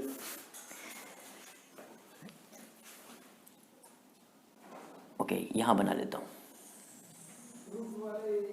ये आपका सेल है, ठीक है, और सेल के अंदर ये है माइटोकॉन्ड्रिया, ठीक। ऑर्गेनेल्स है, जिसे powerhouse of the cell भी कहते हैं, ठीक है। क्या होता है कि ब्लड यहाँ से ऑक्सीजन को एब्जॉर्ब करता है और ये एब्जॉर्ब यहाँ ब्लड वेसल्स है, ठीक है, एल्वियोलाई में। और यहाँ से फिर ब्लड में जो हीमोग्लोबिन है वो ऑक्सीजन को कंटेन करके, यानी कि O2 को ले जाता है। कहाँ ले जाता है भाई? माइटोकॉन्ड्रिया में ले जाता है। और माइटोकॉन्ड्रिया में पहले से क्या मौजूद है? न्यूट्रिशन के बाद, ठीक है, C6H12O6 ग्लूकोज मौजूद है, ठीक है। तो यहाँ पर अब होने जा रहा है आपका क्या? इंटरनल रेस्पिरेशन, ठीक है, जो सेल के अंदर में होता है, इन द सेल। देखिए क्या होता है, सेल के अंदर में पहले से क्या मौजूद है भाई, ठीक है, C6H12O6, इसमें क्या आ गया? ऑक्सीजन आ गया, ठीक है। ऑक्सीजन आने के बाद इसमें क्या बनता है?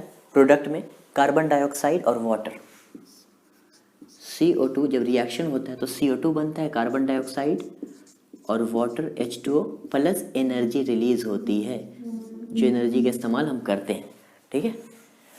अब देखिए ये कार्बन, एक और बात, कार्बन डाइऑक्साइड, जैसे ऑक्सीजन हमने लिया तो ऑक्सीजन जो है सेल के माइटोकॉन्ड्रिया तक खुद नहीं जाएगा, ठीक है। इसको ले जाने के लिए कौन मददगार हो रहा है, कौन करियर का काम कर रहा है?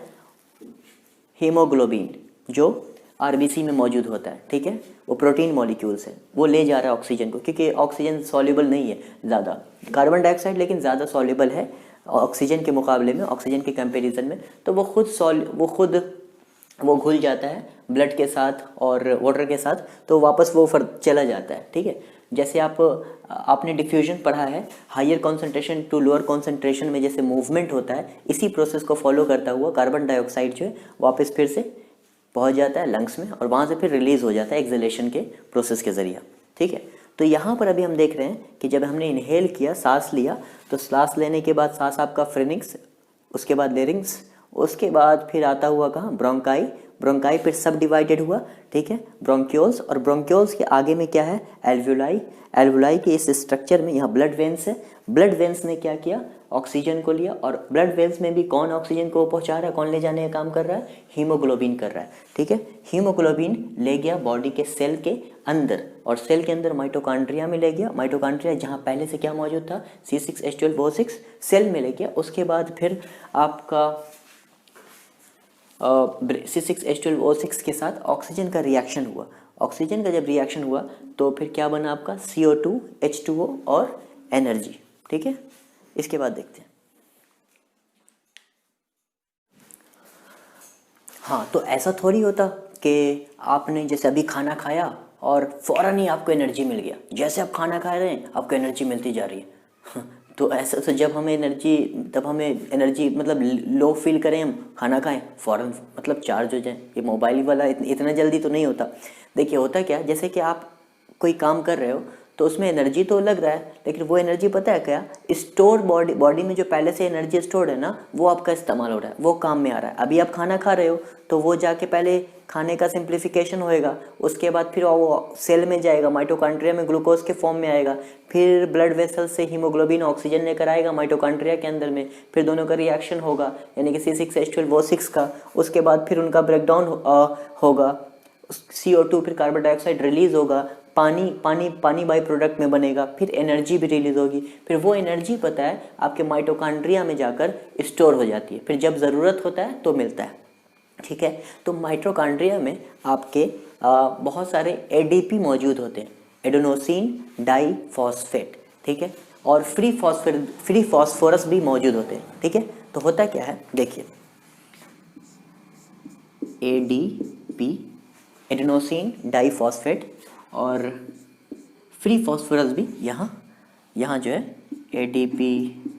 ADP ये सब मौजूद होते हैं, और साथ में और क्या मौजूद होते हैं? फॉस्फोरस भी, फ्री फॉस्फोरस मौजूद होते हैं, ठीक है। तो देखिए पहले मैं बताता हूँ, ऐसे एडेनोसिन डाइफॉस्फेट, ठीक है, डाइफॉस्फेट, आप एडेनोसिन के साथ 2 फॉस्फेट मौजूद होते हैं, ठीक है, क्लियर। अब जो फ्री फॉस्फोरस मौजूद होता है ना, तो वो भी इनके साथ जुड़ जाता है, ठीक है, एक बॉन्ड बनाकर, यानी कि अब ये बन जाता है एडेनोसिन ट्राइफॉस्फेट, ATP, ठीक है। ATP को और क्या कहते हैं हम? करेंसी कहते हैं, energy currency of the body. ATP is the energy currency of the body, ठीक है। अब देखिए ये दरअसल एडेनोसिन डाइफॉस्फेट था, इसके साथ ये जो बॉन्ड बना है ना, ये आपकी एनर्जी ही है जो स्टोर्ड हो गई ये बॉन्ड के फॉर्म में, ठीक है। यानी कि आपकी एनर्जी जो है माइटोकॉन्ड्रिया में ये स्टोर्ड हो गई बॉन्ड फॉर्म में, यानी कि ADP एडेनोसिन डाइफॉस्फेट था, एक और फ्री फॉस्फेट जो है इसके साथ ऐड हो गया, तो इन दोनों के बीच में जो बॉन्ड का फॉर्मेशन हुआ ना, यही बॉन्ड आपका जो है वो है स्टोर्ड एनर्जी।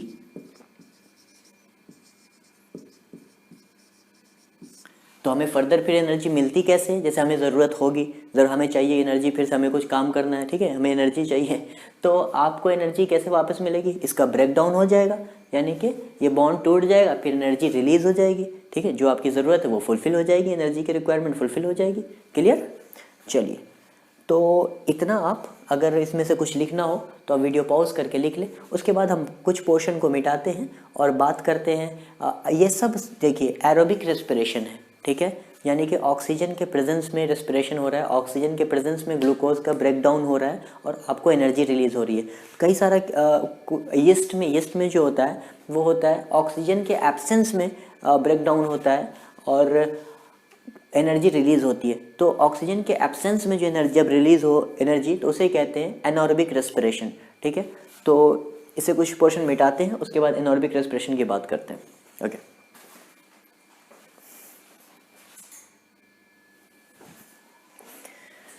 चलिए इसे मिटाते हैं।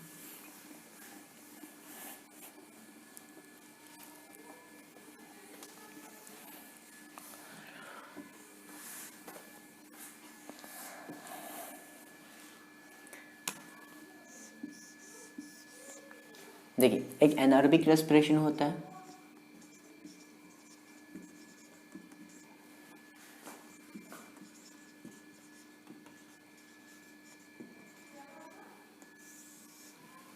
ये यीस्ट में होता है, ठीक है, और इसमें जो प्रोडक्ट बनता है ना वो इथेनॉल बनता है, C2H5OH, और इसमें जो एनर्जी प्रोड्यूस होती है उसकी अमाउंट बहुत कम होती है, यानी कि लेस अमाउंट होता है, ठीक है, बहुत थोड़ा सा एनर्जी प्रोड्यूस होता है वो पाता है इसमें, अगर हम कंपेयर करें खुद से, तो मतलब एरोबिक रेस्पिरेशन से कंपेयर करें तो, ठीक है, अगर हम लोग खुद से कंपेयर करें मतलब एनॉर्बिक और एरोबिक रेस्पिरेशन का कंपेयर करें, तो एरोबिक रेस्पिरेशन जिसमें ऑक्सीजन इन्वॉल्व होता है उसमें एनर्जी ज़्यादा प्रोड्यूस होती है बजाय एनॉर्बिक रेस्पिरेशन के। एनॉर्बिक रेस्पिरेशन में एनर्जी के अमाउंट बहुत कम होता है, ठीक है। तो ये यीस्ट में होता है और प्रोडक्ट में आपका एथेनॉल बनता है और साथ में एनर्जी की अमाउंट कम रहती है। अब देखिए, एक कंडीशन ऐसी आती है कि जहाँ पर आपको फिजिकल एक्टिविटी बहुत ज़्यादा आप कर रहे हो, मान लो आप क्रिकेट खेल रहे हो और 30 ओवर खेल लिया आपने और लगातार रन भी ले रहे हो, ठीक है, या फिर कोई ऐसी चीज़ कर रहे हो, बहुत भाग दौड़ वाला काम कर रहे हो, दौड़ रहे हो यहाँ से वहाँ, या कोई भी एक्टिविटी आप लोग कर रहे हो या कर रही हो कोई भी, ठीक है, तो उसमें क्या होता है कि आपको फिजिकल एक्टिविटी बहुत ज़्यादा है, ठीक है, एक्सेस फिजिकल एक्टिविटी आप कर रहे हो, ठीक है, तो एनर्जी की जो रिक्वायरमेंट है वो बहुत ज़्यादा होगी, जाहिर सी बात है, आप एनर्जी वाला काम कर रहे हो, फिजिकल एक्टिविटी ज़्यादा हो गया तो एनर्जी बहुत ज़्यादा चाहिए आपको उस काम को करने के लिए, लगातार काम कर रहे हो तो एनर्जी ज़्यादा चाहिए। इसका मतलब क्या, मतलब ये कि आपको एनर्जी का मतलब सेल से एनर्जी निकालना है, यानी कि ग्लूकोज का ब्रेकडाउन थोड़ा जल्दी जल्दी होना चाहिए, ठीक है, और ग्लूकोज का ब्रेकडाउन कैसे होगा, ऑक्सीजन की रिक्वायरमेंट ज़्यादा होनी चाहिए, ठीक है, तो हम हाँपने भी लगते हैं, ठीक है, हमारे जो रेट होता है ब्रीथिंग रेट वो भी बढ़ जाता है, तो लिमिटेड लेकिन ऑक्सीजन प्रोवाइड होता है, यानी कि जितनी ऑक्सीजन जो प्रोवाइड हो पाता है, ऑक्सीजन जितनी हम ले पाते हैं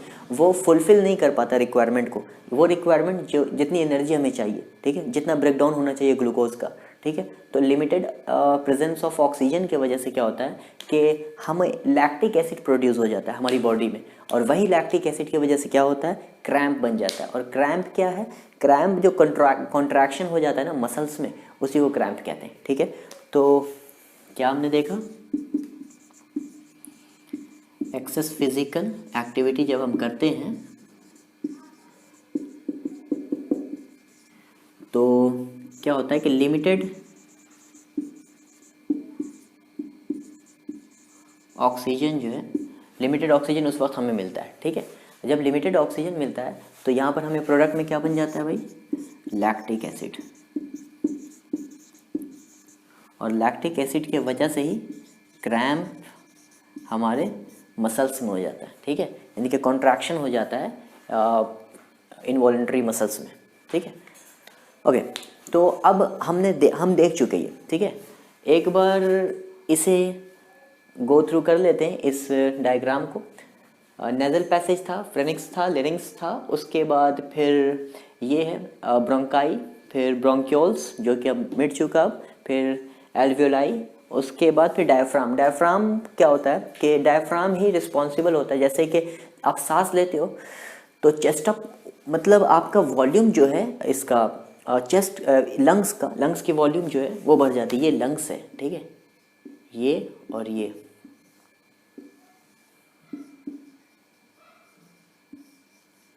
ठीक है। तो ये वॉल्यूम बढ़ाने का जो काम करता है ये डायफ्राम ही करता है, ठीक है। अभी हम, और पता है ये एक लंग्स जो है आपका एक एयर बैग की तरह काम करता है, एयर बैग की तरह, मतलब पहले नॉर्मल रहता है, ठीक है, सिकुड़ा हुआ, उसके बाद जैसे आप ऑक्सीजन इनहेल करते हो वो एयर बैग की तरह एकदम फूल जाता है, फिर जैसे एक्सेल करते हो वो फिर निकल जाता है। मैं कोशिश करूँगा इसके बाद एक छोटी सी क्लिप लगा दूँ ताकि आप उसे देख लें, जो क्लिप इसके बाद रही।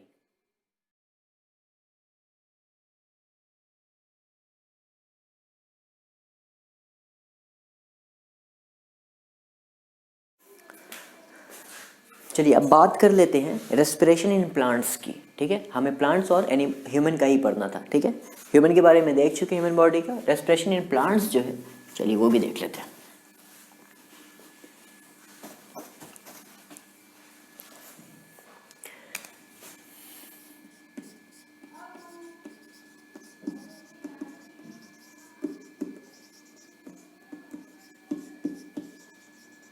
अच्छा, प्लांट्स का एक एडवांटेज है, देखिए ये हमसे सुपीरियर है।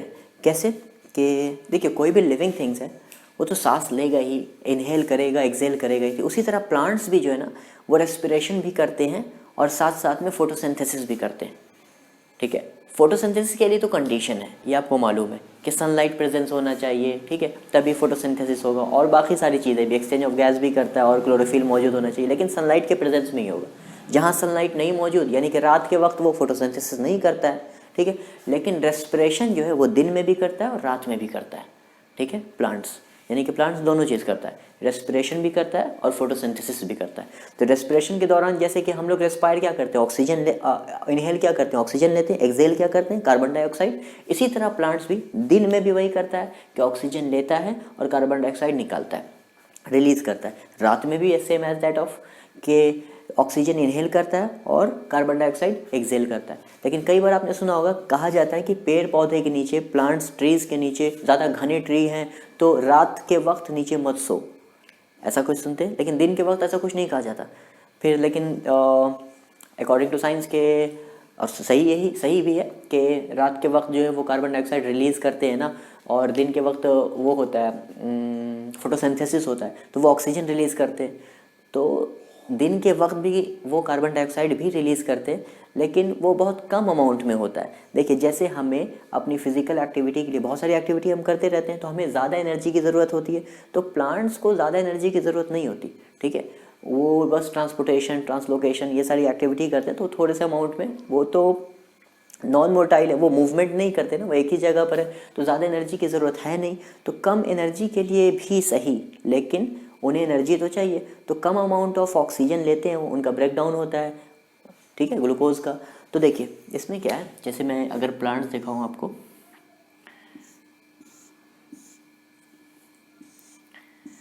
मान लेते हैं ये ट्री है, ठीक है, ठीक है। इसमें दो चीज़ होती है, डे टाइम में, डे टाइम, और एक ट्री है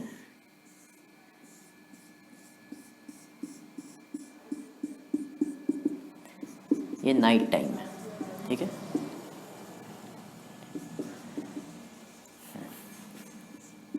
ये है फोटोसिंथेसिस, ये है रेस्पिरेशन, ठीक है, रेस्पिरेशन। तो देखिए, और यहाँ फोटोसिंथेसिस और ये रेस्पिरेशन। देखिए यहाँ फोटोसिंथेसिस भी होता है और रेस्पिरेशन भी होता है। फोटोसिंथेसिस में क्या होता है कि इसको किस चीज़ की ज़रूरत होती है, कार्बन डाइऑक्साइड की। तो इन्वायरमेंट से, एटमॉस्फेयर से ये CO2 को लेता है, ठीक है, और रिलीज़ क्या करता है भाई, ऑक्सीजन, O2, ठीक है। अब देखिए, रेस्पिरेशन में क्या चाहिए, ऑक्सीजन चाहिए, तो कम अमाउंट में ऑक्सीजन चाहिए, तो जितना ये रिलीज़ करता है ना, जितना ये रिलीज़ करता है ना ऑक्सीजन, तो कुछ अमाउंट ये यूज़ भी कर लेता है कि हमें ऑक्सीजन की ज़रूरत है इनहेल करने के लिए, तो यहीं से यूज़ कर लेगा, ठीक है। बाहर से अगर लेगा भी तो बहुत कम अमाउंट मिलेगा, जो कि नेग्लिजिबल ही होगा। और जो यहाँ ये ऑक्सीजन इसने इनहेल ले लिया, ठीक है, रेस्पिरेशन के दौरान। अभी रेस्पिरेशन के दौरान वो कार्बन डाइऑक्साइड तो रिलीज़ करता है, और कार्बन डाइऑक्साइड बाहर ना जाकर अंदर ही रह जाता है, क्योंकि दिन के वक्त वो फोटोसिंथेसिस प्रोसेस हो रहा है सनलाइट के प्रेजेंस में, और फोटोसिंथेसिस प्रोसेस में क्या, कार्बन डाइऑक्साइड उसको खुद चाहिए, तो वो बाहर निकालने के बजाय कहता है कि लाओ मुझे ही दे दो, मैं यूज़ कर लूँगा, हाँ, क्योंकि बहुत ज़्यादा ज़रूरत है। तो जितना कम अमाउंट में उसको एनर्जी चाहिए, उतना ही कम अमाउंट में वो ऑक्सीजन लेता है अपने एनर्जी के मुताबिक, और उतना ही कम अमाउंट में वो कार्बन डाइऑक्साइड रिलीज़ करता है। तो ये कार्बन डाइऑक्साइड रिलीज़ किया हुआ कार्बन डाइऑक्साइड फोटोसिंथेसिस प्रोसेस के लिए इस्तेमाल हो जाता है। बाहर से भी कार्बन डाइऑक्साइड आ रहा है और अंदर से भी, तो इतने कम अमाउंट में रहता है कि कुछ खास फर्क नहीं पड़ता, ठीक है। कि आप इसके नीचे सो जाओगे भी तो भी आपको घुटन होने लगेगी, ऐसा कुछ कि कार्बन डाइऑक्साइड की वजह से, तो ऐसा नहीं होगा। लेकिन रात के, इसीलिए मैंने इसको थोड़ा ग्रेटर दिखा दिया कि फोटोसिंथेसिस वाला थोड़ा डोमिनेंट रहता है प्रोसेस, किस पर, रेस्पिरेशन पर। रात के वक्त क्या होता है कि फोटोसिंथेसिस का प्रोसेस ही नहीं हो रहा है, हो ही नहीं रहा है, ठीक है, बस रेस्पिरेशन हो रहा है, ठीक है। और रेस्पिरेशन में क्या होता है, वही कि ये ओके, यहाँ से दिखा देते हैं, एक्सेल करता हुआ ये कार्बन डाइऑक्साइड निकाल रहा है और ऑक्सीजन ले रहा है, ठीक है। ये नाइट टाइम का है, ठीक है, फोटोसिंथेसिस हो नहीं रहा है और रेस्पिरेशन सिर्फ हो रहा है, इसीलिए कहा जाता है कि रात के वक्त पेड़ों के नीचे ना सोएं, ठीक। अभी देखिए, एक दो और जो है, जैसे एक और बात करनी थी कि एक्वाटिक एनिमल जो होते हैं उनकी ब्रीदिंग रेट थोड़ी ज़्यादा होती है, ठीक है, क्योंकि ऑक्सीजन जो सॉल्युबल है वहाँ, वो बहुत कम अमाउंट में ऑक्सीजन है, तो उनको अपनी एनर्जी की रिक्वायरमेंट फुलफ़िल करने के लिए ऑक्सीजन भी उस अमाउंट में चाहिए, ठीक है।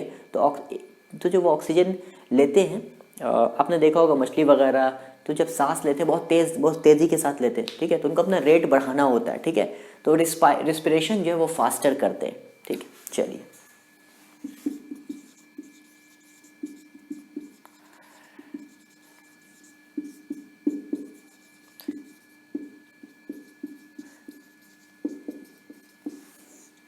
ठीक है, एक्वाटिक एनिमल रिस्पायर क्या करते हैं, फास्टर करते हैं, ठीक है। एक और बात करनी थी ज़ेरोफाइट्स के बारे में।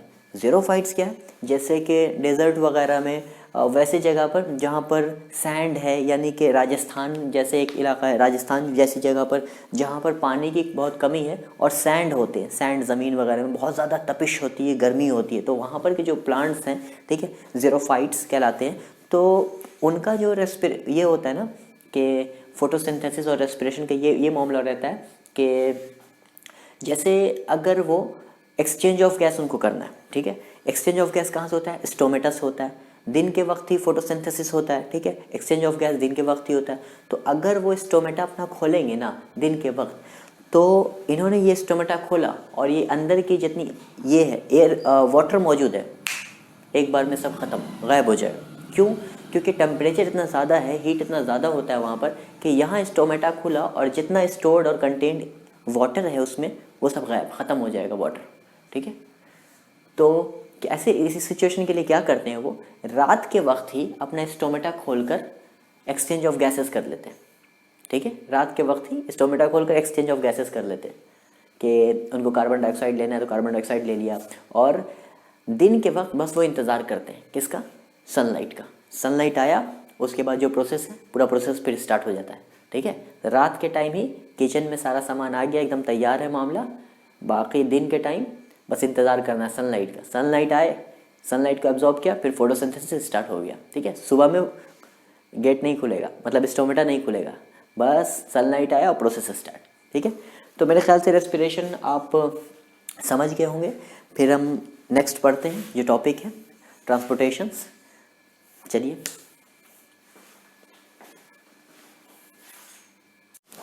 तो चलिए गाइस, ट्रांसपोर्टेशंस पार्ट को कवर करते हैं। हमें पढ़ना है ट्रांसपोर्टेशंस इन ह्यूमन बींग्स। इंसान में ट्रांसपोर्टेशंस कई सारी चीज़ों का होता है, बॉडी के अंदर मतलब मूवमेंट जो है बहुत सी चीज़ों का होता है, लाइक ऑक्सीजन का, O2 का, CO2 का। तो ये जो पार्ट हम करेंगे ये है ट्रांसपोर्टेशंस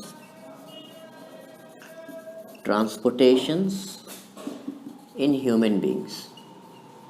ठीक, अब ह्यूमन बीइंग में ट्रांसपोर्टेशन किस किस चीज़ों का होता है? ऑक्सीजन का होता है, कार्बन डाइऑक्साइड का होता है, न्यूट्रिएंट्स का होता है,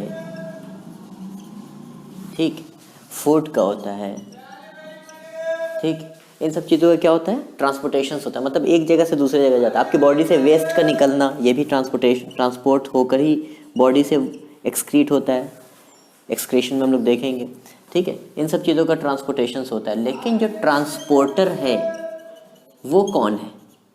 ठीक है, कौन लेकर जाता है इन सब चीज़ों को बॉडी के एक पार्ट से दूसरे पार्ट तक? मूवमेंट कौन करवाता है ऑक्सीजन का या फिर कार्बन डाइऑक्साइड का बॉडी के अंदर में? वो है आपका ब्लड। ब्लड मेन ट्रांसपोर्टर जो है, ये एक्चुअल ट्रांसपोर्टर ब्लड। लेकिन ब्लड को भी ट्रांसपोर्ट करने के लिए एक प्रेशर की ज़रूरत होती है कि एक गति में हो ब्लड, ठीक है, एक पेस होना चाहिए ब्लड के मोशन के लिए। ब्लड में खुद एक प्रेशर होना चाहिए ताकि उसमें प्रेशर प्रोवाइड कौन करता है? ब्लड के अंदर प्रेशर प्रोवाइड कौन करता है? तो वो प्रोवाइड करता है आपका ह्यूमन हार्ट। ये ह्यूमन हार्ट का काम है कि ब्लड में पेस प्रोवाइड करना, प्रेशर प्रोवाइड करना, गति देना, ताकि वो ट्रांसपोर्ट का जो काम है उसको कर सके, ट्रांसपोर्टेशन का काम कर सके। ये ट्रांसपोर्टर जो है, ब्लड जो है, ट्रांसपोर्टर कौन है? ब्लड है। और ब्लड को जो पेस प्रोवाइड करता है कौन करता है? ह्यूमन हार्ट, ठीक है। इसीलिए इसे पेस मेकर भी कहते हैं, ठीक है, ठीक है।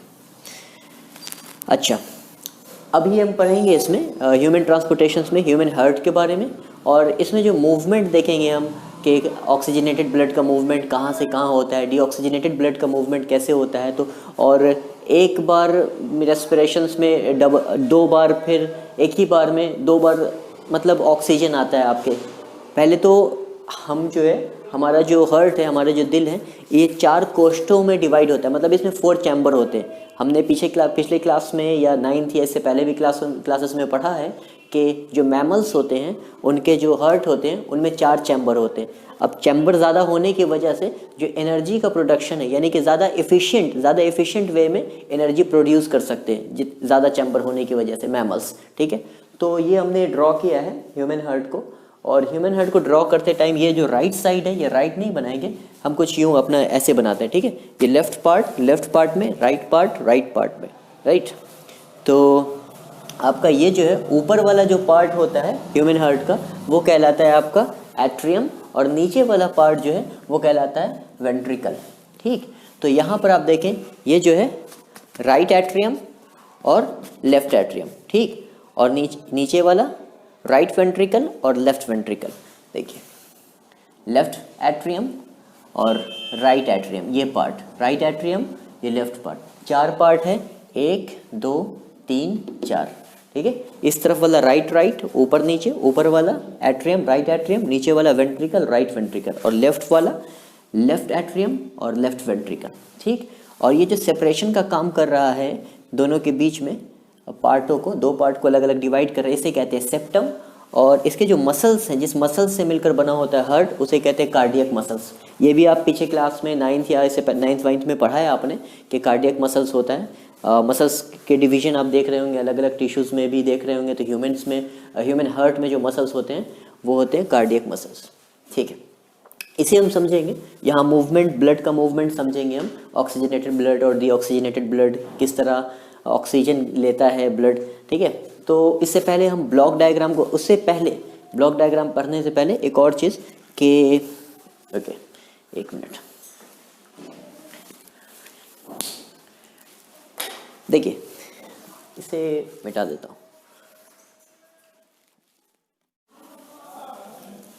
तो चलिए यहाँ पर ब्लड वेसल्स के टाइप्स देख लेते हैं हम लोग, ठीक है। देखिए, ब्लड को मूवमेंट के लिए किसी न किसी ट्यूब्स की ज़रूरत होती है, वो वेसल्स की ज़रूरत होती है। तो वेसल्स जो है यहाँ पर 2 तरह के हैं, यहाँ भी हम देख सकते हैं, ठीक है। एक आर्टरी और वेन्स, ठीक, यहाँ आर्टरी और ये वेन्स, ठीक, आर्टरी और वेन्स। सबसे पहले हार्ट की तरफ ले जाने वाले ब्लड, यानी कि वो वेसल्स, पहले तो हम ये देख लीजिए, ये मान लीजिए आपका हार्ट है, ठीक है, ये आपका हृदय है, ठीक है। और यहाँ पर ब्लड को ले जाने वाला जो वेसल्स होता है वो कहलाता है वेन्स, ठीक है। वी ई है ये, ठीक है, VINS, ठीक। अब हार्ट की तरफ ले जाने वाला, यानी कि ब्लड को हार्ट की तरफ ले जाने वाला जो ट्यूब वेसल्स है वो कहलाता है वेन्स। और वो वेसल्स जो ब्लड को हार्ट से दूर ले जाता है बॉडी की तरफ या फिर लंग्स की तरफ, यानी कि हार्ट से निकल जाता है जो ब्लड, वो कहलाता है क्या?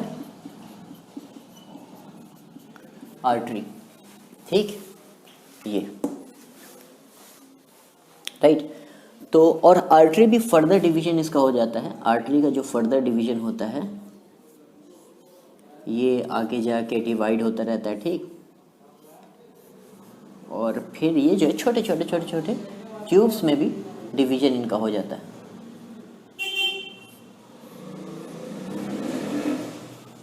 छोटे छोटे ट्यूब्स में डिवीजन होता है, ठीक है। और ये फिर फर्दर ये ट्यूब्स फिर वेन सब आके यहीं कनेक्ट हो जाते हैं, ठीक, सब आके यही मिल जाते हैं, फिर ये वेन्स बन जाते हैं, ठीक। लेकिन ये जो छोटे छोटे ट्यूब्स होते हैं ना, ये सब ये कहलाते हैं क्या? कैपिलरी, ठीक है, कैपिलरीज या कैपिलरी ट्यूब, ठीक। हार्ट की तरफ यानी कि हार्ट में ब्लड ले जाने वाले वेसल्स क्या कहलाते हैं? वेन्स। और हार्ट से दूर, away from the heart, heart से निकल जो वो वेन्स जो हार्ट से ब्लड को ले जाते हैं, ठीक है, हार्ट की तरफ नहीं, हार्ट से ले जाते हैं बॉडी की तरफ या फिर लंग्स की तरफ, उसे कहते हैं आर्टरी। और आर्टरी फिर फर्दर डिवाइड होता है तो इसे छोटे छोटे जो ट्यूब्स बनते हैं उसे कहते हैं कैपिलरी ट्यूब। और कैपिलरी ट्यूब फिर बाद में फिर मिलकर वो वेन्स बनाते हैं, ठीक है। वो फिर ब्लड कहाँ जाता है भाई? हार्ट में जाता है।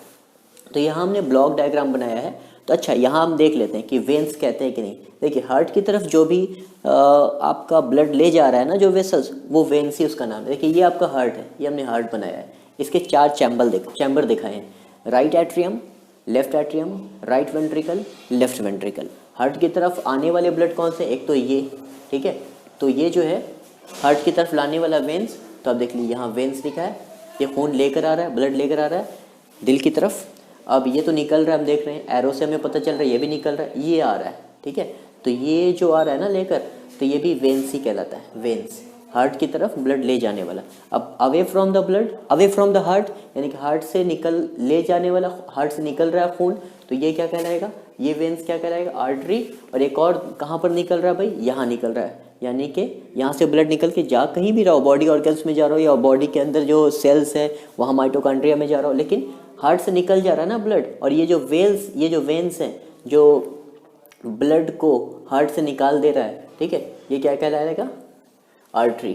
मेन आर्टरी लिखा है, ठीक है, लेकिन आर्टरी है यहाँ पर, आर्टरी ये, और एक आर्टरी यहाँ जो कि हार्ट से ब्लड को निकाल ले रहा है, और हार्ट की तरफ ब्लड को लेके जो जा रहा है वो वेन्स, यहाँ और यहाँ, ठीक है। चलिए ब्लॉक डायग्राम समझ लेते हैं। जो हमने ब्लॉक डायग्राम लिखा है ये क्या है? देखिए, ये हमारा हार्ट है, ठीक, 4 चैम्बर होते हैं, हमने 4 चैम्बर दिखाया, राइट एट्रियम, लेफ्ट एट्रियम और नीचे वाला ventricle, right ventricle, left ventricle, ठीक।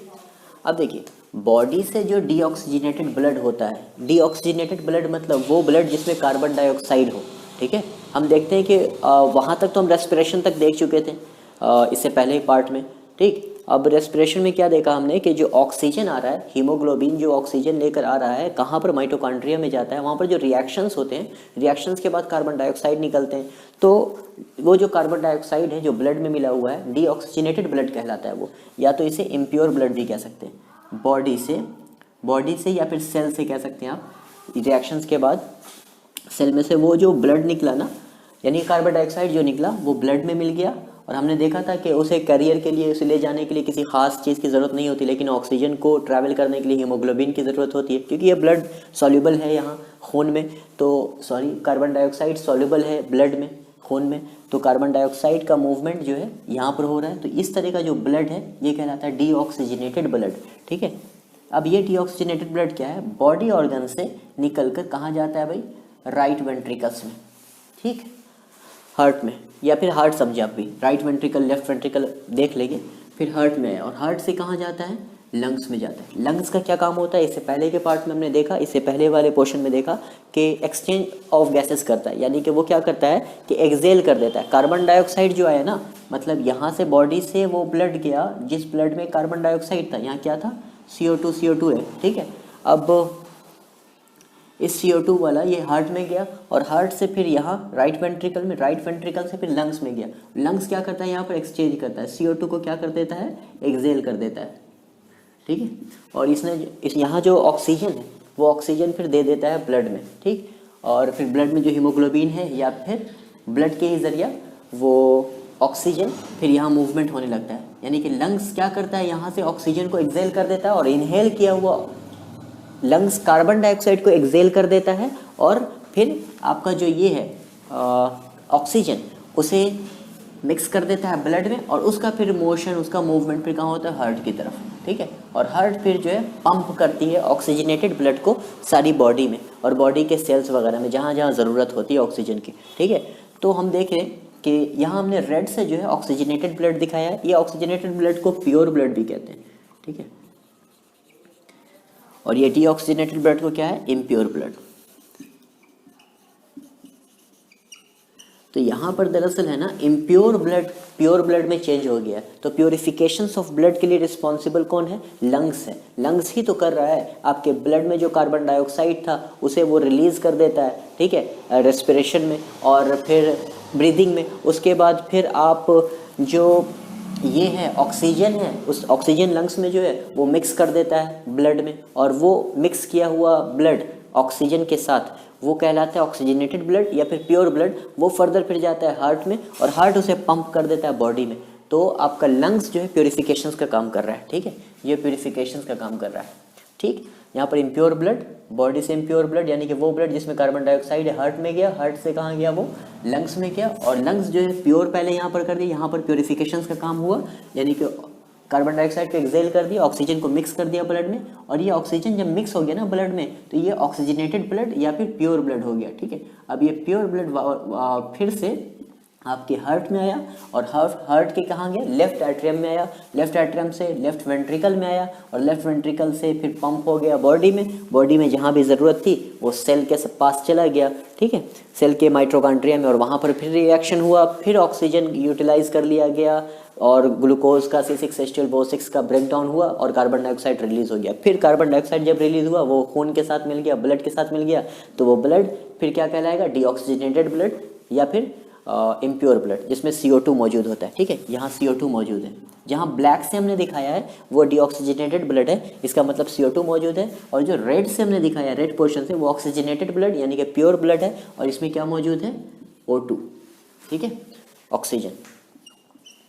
अब देखिए डबल सर्कुलेशन का भी पूछते हैं, डबल सर्कुलेशन कैसे हुआ। आप जब देखेंगे तो एक बार बॉडी से हार्ट का एक सर्कुलेशन हुआ, मतलब प्योरिफिकेशंस ऑफ ब्लड में, यानी कि एक बार ऑक्सीजनेटेड ब्लड डीऑक्सीजनेटेड ब्लड का जो सर्कुलेशन हो रहा है उसमें आप देखें कि हार्ट में जो खून है 2 बार आ रहा है, ठीक है, 2 बार आ रहा है एक पूरे प्रोसेस में। यहाँ देखिए, यहाँ बॉडी और हार्ट, यहाँ से निकल कर पहले तो हार्ट से ऑक्सीजनेटेड ब्लड बॉडी में गया और बॉडी से डीऑक्सीजनेटेड ब्लड फिर से हार्ट में गया, ठीक है। ये अभी हम अगर छोड़ दें, लेफ्ट वेंट्रिकल में गया कि राइट एट्रियम में गया, राइट वेंट्रिकल से निकला या फिर लेफ्ट एट्रियम में आया, आप इसे हार्ट ही माने पूरा।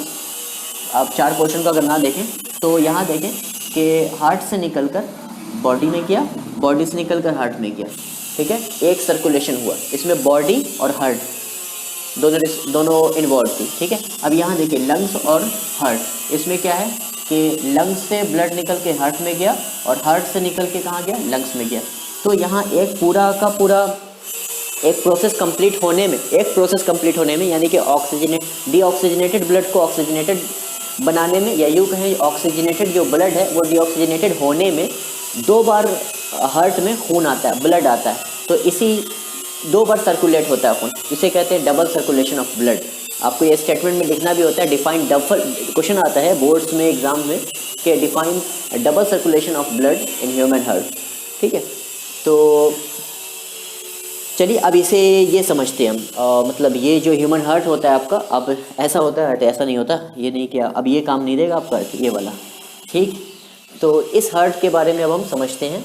ये तो ब्लॉक डायग्राम था, इस पर समझ लेते हैं। चलिए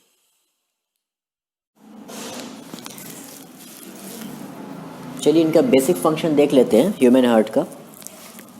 देखिए ह्यूमन हार्ट का क्या काम है, पूरे बॉडी से ब्लड को कलेक्ट करना, ठीक।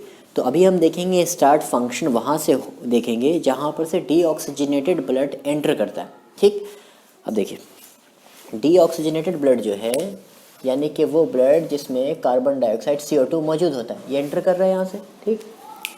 अब जाहिर सी बात है ब्लड जो है वेन से इंटर करेगा, ठीक है, वेसल से करेगा, सॉरी, ठीक। और ये सबसे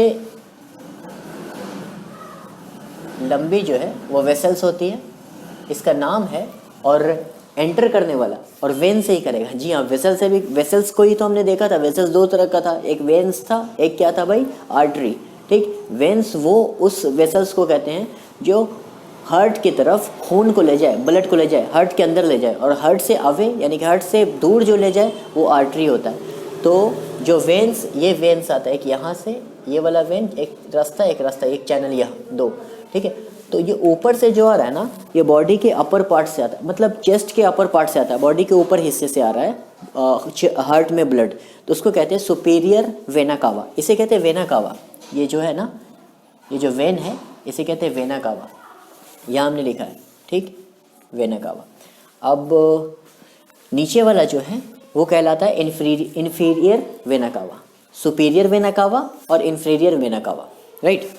अब देखिए यहाँ पर जैसे एंट्री होती है, यहाँ पर आप ये जो मसल्स है ना, इन सब का काम है कि पीछे यानी कि रिवर्स फंक्शन ना हो जाए, तो आपका खून जो है वापस फिर से पीछे ना चला जाए, यानी कि क्या है, खून तो इस तरफ आ रहा है ना, वापस पर यहाँ से फिर वो वापस ना लौट जाए खून, ठीक है, रिवर्स फंक्शन ना हो जाए, इसको रोकता है ये सारे मसल्स।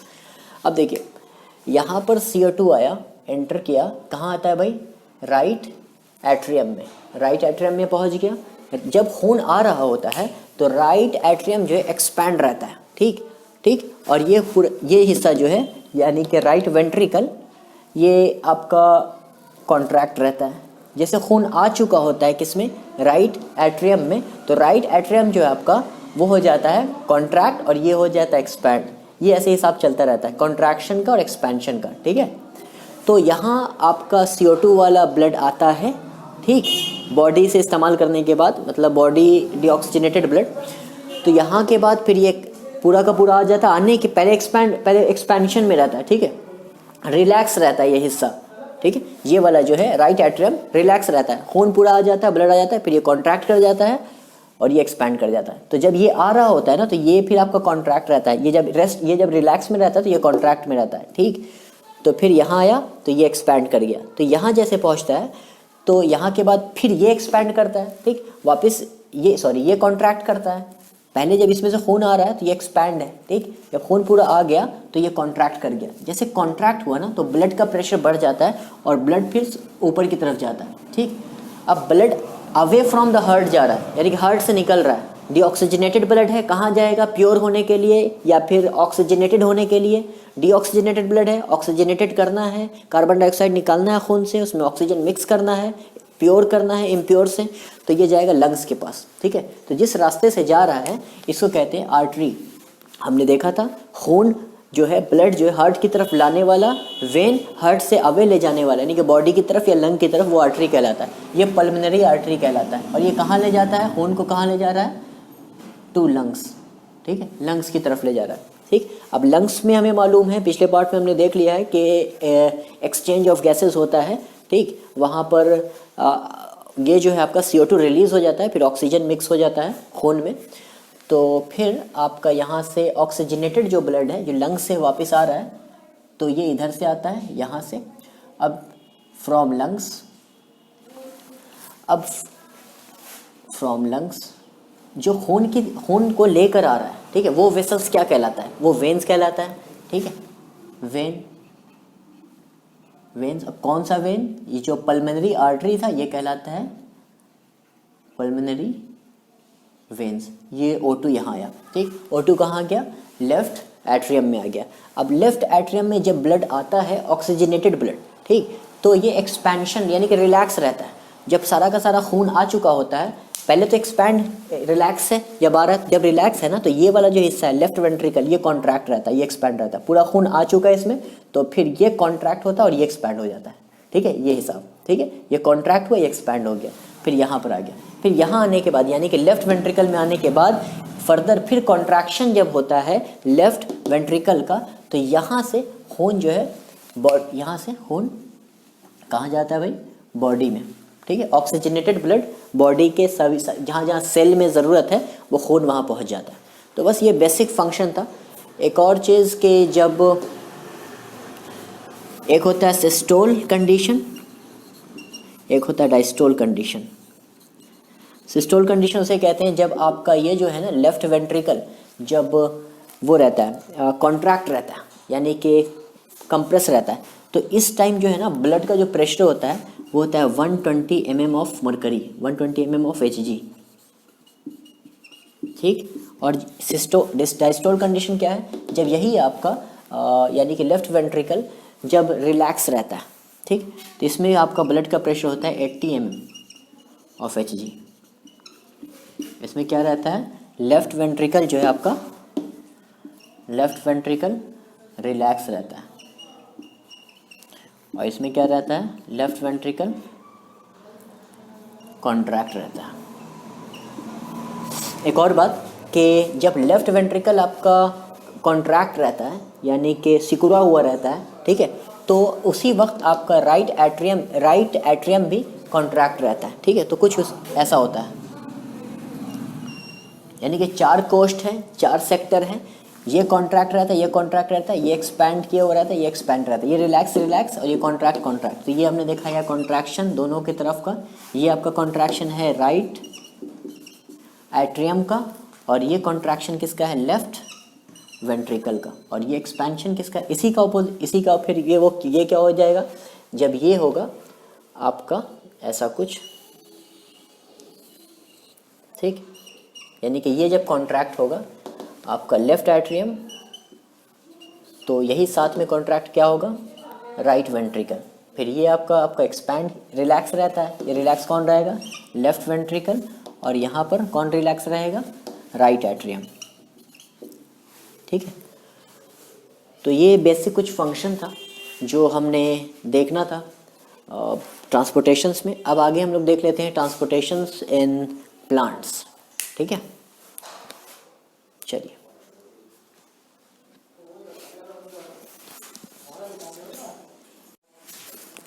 चलिए ट्रांसपोर्टेशंस इन प्लांट्स देख लेते हैं। तो ट्रांसपोर्टेशन इन प्लांट्स में हमें क्या मालूम है कि प्लांट्स में ट्रांसपोर्टेशन किस किस चीज़ों का होता है, एक तो वाटर एंड मिनरल्स का और साथ में फूड का, ठीक। तो इसके लिए रिस्पॉन्सिबल कौन सा वेसल्स है, क्या है उसके अंदर, कोई टिश्यू है। हम जानते हैं पहले क्लास में भी जाइलम्स में प्लांट्स में जाइलम और फ्लोएम होते हैं। जाइलम जो है किस चीज़ के मूवमेंट के लिए रिस्पॉन्सिबल होता है, वाटर एंड मिनरल्स के लिए, और फ्लोएम जो होता है वो फूड का मूवमेंट करवाता है इनसाइड द प्लांट्स, ठीक। अब जो जाइलम है वो मूवमेंट करवाता है वाटर का, कहाँ से, नीचे से, रूट से अपवर्ड मूवमेंट, और जो फ्लोएम है या मिनरल्स का मूवमेंट करवाता है, और जो फ्लोएम है वो फूड का मूवमेंट करवाता है। फ्लोएम या तो अपवर्ड मूवमेंट भी करवा सकता है और डाउनवर्ड मूवमेंट भी करवा सकता है, क्योंकि फ्लोएम फूड का मूवमेंट करवाता है। और फूड कहाँ बनता है, जहाँ ग्रीन पार्ट्स होते हैं प्लांट्स के, वहाँ फूड बन चुका होता है, तो green part two non green part movement करवाता है आपका फ्लोएम, ठीक। तो यहाँ हमने कुछ लिखा है ट्रांसपोर्टेशन इन प्लांट्स में, transportation system in plants called vascular system. जो ट्रांसपोर्टेशन सिस्टम है प्लांट्स में उसको वैस्कुलर सिस्टम भी कहते हैं। और वैस्कुलर सिस्टम्स में जो वेसल्स होते हैं, किन चीज़ों से मिलकर बना होता है वैस्कुलर सिस्टम्स, 2 वेसल्स से, यानी कि कंसिस्ट ऑफ लॉन्ग ट्यूब्स या वेसल्स कह लो, और vessels called xylem and phloem. The water and minerals dissolve in water are absorbed by the root hair, ठीक है।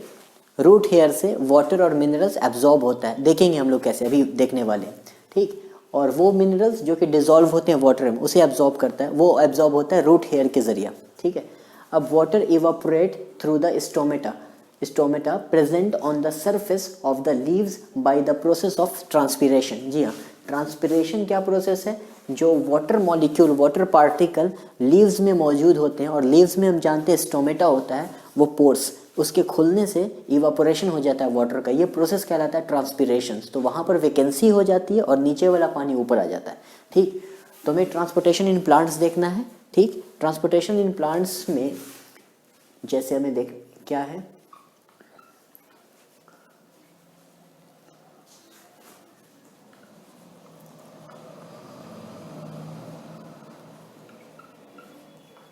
प्लांट्स में जो ट्रांसपोर्टेशन होता है, एक तो होता है वाटर एंड मिनरल्स का, वाटर एंड मिनरल्स,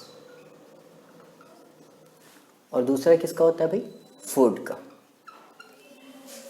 वाटर और मिनरल्स का जो ट्रांसपोर्टेशन होता है वो किसके जरिए होता है, कौन से टिश्यू के जरिए होता है, वो होता है जाइलम के जरिए। और फूड का जो ट्रांसपोर्टेशन होता है वो किसके जरिए होता है, फ्लोएम के जरिए, ठीक। अब देखिए जो ट्रांसपोर्टेशन है फूड इसका वाटर एंड मिनरल्स का, वो कहीं भी हो सकता है, नीचे से ऊपर की तरफ होता है, नीचे से ऊपर की तरफ कहीं भी नहीं, ये रूट से अपवर्ड मूवमेंट होता है, अपवर्ड होता है क्या, मूवमेंट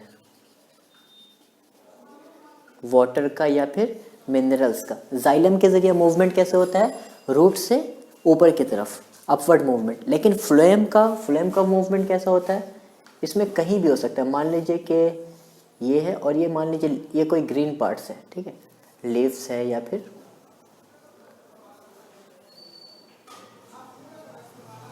ठीक है, ये ग्रीन पार्ट्स है,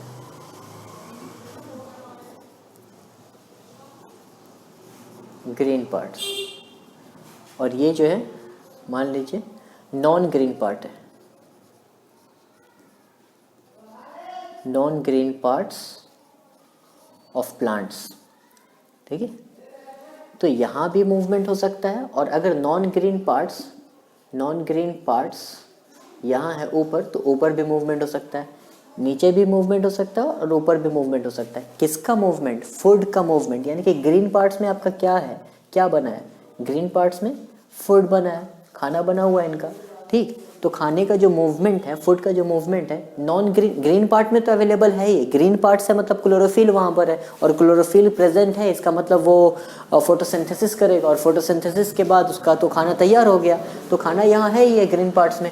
नॉन ग्रीन पार्ट्स में चाहिए ना आपका, नॉन ग्रीन पार्ट्स में चाहिए फूड, तो उसको लेकर कौन जाता है, फ्लोएम लेके जाता है। यानी कि फ्लोएम का मूवमेंट अपवर्ड में भी होता है और डाउनवर्ड में भी होता है, ठीक।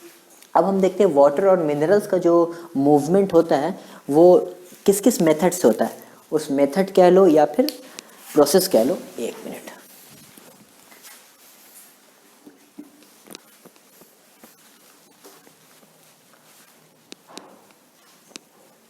ठीक है।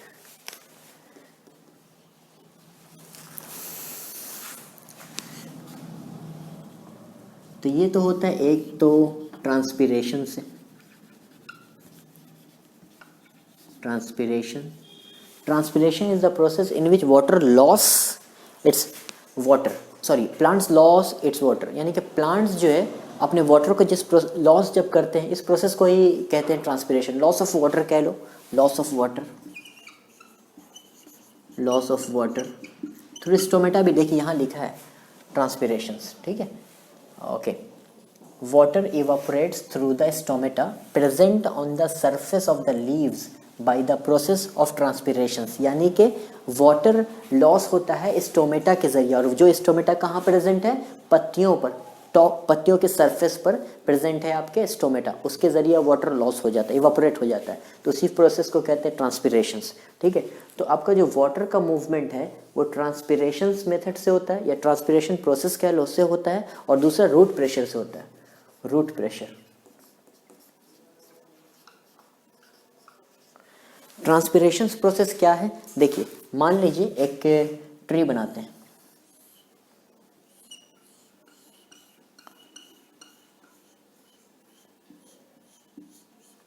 ठीक। अब ट्रीज में अब ये सेल बना रहा हूँ मैं, मान लीजिए पहले ये सरफेस है और ये रूट है, ठीक है। अब ट्रीज का ये सेल मान लेते हैं, सेल का कनेक्शन है, जॉइंट होता है सेल। ये तो n नंबर ऑफ सेल होते हैं, बहुत ज़्यादा होते हैं, लेकिन यहाँ पर आप समझ लें कि, और साइज़ भी बहुत छोटे होते हैं, लेकिन आपको समझाने के लिए मैं लिख रहा हूँ कि ये सेल है, ठीक है। अब सेल में जो ऊपर के हिस्से में सेल है, यानी कि जो डायरेक्ट कांटेक्ट में है इन्वायरमेंट से, सरफेस पर, तो यहाँ पर वाटर पार्टिकल मौजूद है, तो सब जगह वाटर पार्टिकल मौजूद है, ठीक है, वाटर है सेल में, ठीक। तो यहाँ पर क्या होता है, वाटर जो है इवापोरेट हो जाता है, ठीक है। यहाँ ऊपर के ज़रिए, लीव्स के ज़रिए, जो ट्रांसपिरेशन प्रोसेस है, यानी कि स्टोमेटा के ज़रिए यहाँ पर पानी जो है इवापोरेट हो गया, पानी निकल गया, तो इसी प्रोसेस को कहते हैं ट्रांसपिरेशन। जैसे यहाँ से पानी निकल जाता है तो यहाँ पर वैकेंसी बन जाती है, या यूँ कहें पानी ख़त्म होने की वजह से यहाँ पर जो है वाटर का कंसंट्रेशन कम हो जाता है, तो higher concentration to lower concentration movement होता है, हम जानते हैं। तो यहाँ का पानी जो है, वाटर मॉलिक्यूल यहाँ शिफ्ट हो जाता है, यहाँ का यहाँ, इसी तरह ये शिफ्टिंग प्रोसेस चलता रहता है, नीचे से ऊपर, ऊपर से नीचे। फिर ये रूट का पानी जो है नीचे से अपवर्ड मूवमेंट स्टार्ट हो जाता है, इसका ऊपर की तरफ खींचा चला जाता है, higher concentration to lower concentration. यहाँ इवापोरेट हो गया, यहाँ पे खाली हो गया, इसके लिए हायर कंसंट्रेशन ये और लोअर कंसंट्रेशन ये, तो यहाँ से यहाँ मूवमेंट। फिर ये मॉलिक्यूल ऊपर की तरफ चला गया तो यहाँ वैकेंसी हो गई, या लो प्रेशर हो गया, या फिर लो कंसंट्रेशन ऑफ वाटर हो गया, तो यहाँ पर हाई हो गया। हायर कंसंट्रेशन से लोअर कंसंट्रेशन की तरफ मूवमेंट होते होते आपका रूट से ऊपर की तरफ मूवमेंट हो जाता है। ये तो हो गया आपका ट्रांसपिरेशन। अब देख लेते हैं रूट प्रेशर क्या है। रूट प्रेशर के लिए नॉर्मल एक रूट मान लीजिए, ये आपका रूट है, ठीक, और इसमें रूट्स हेयर हैं,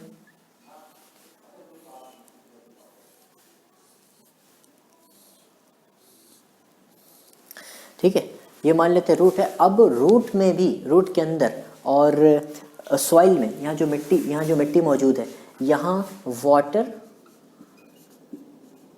प्लस मिनरल्स का सॉल्यूशन मौजूद होता है।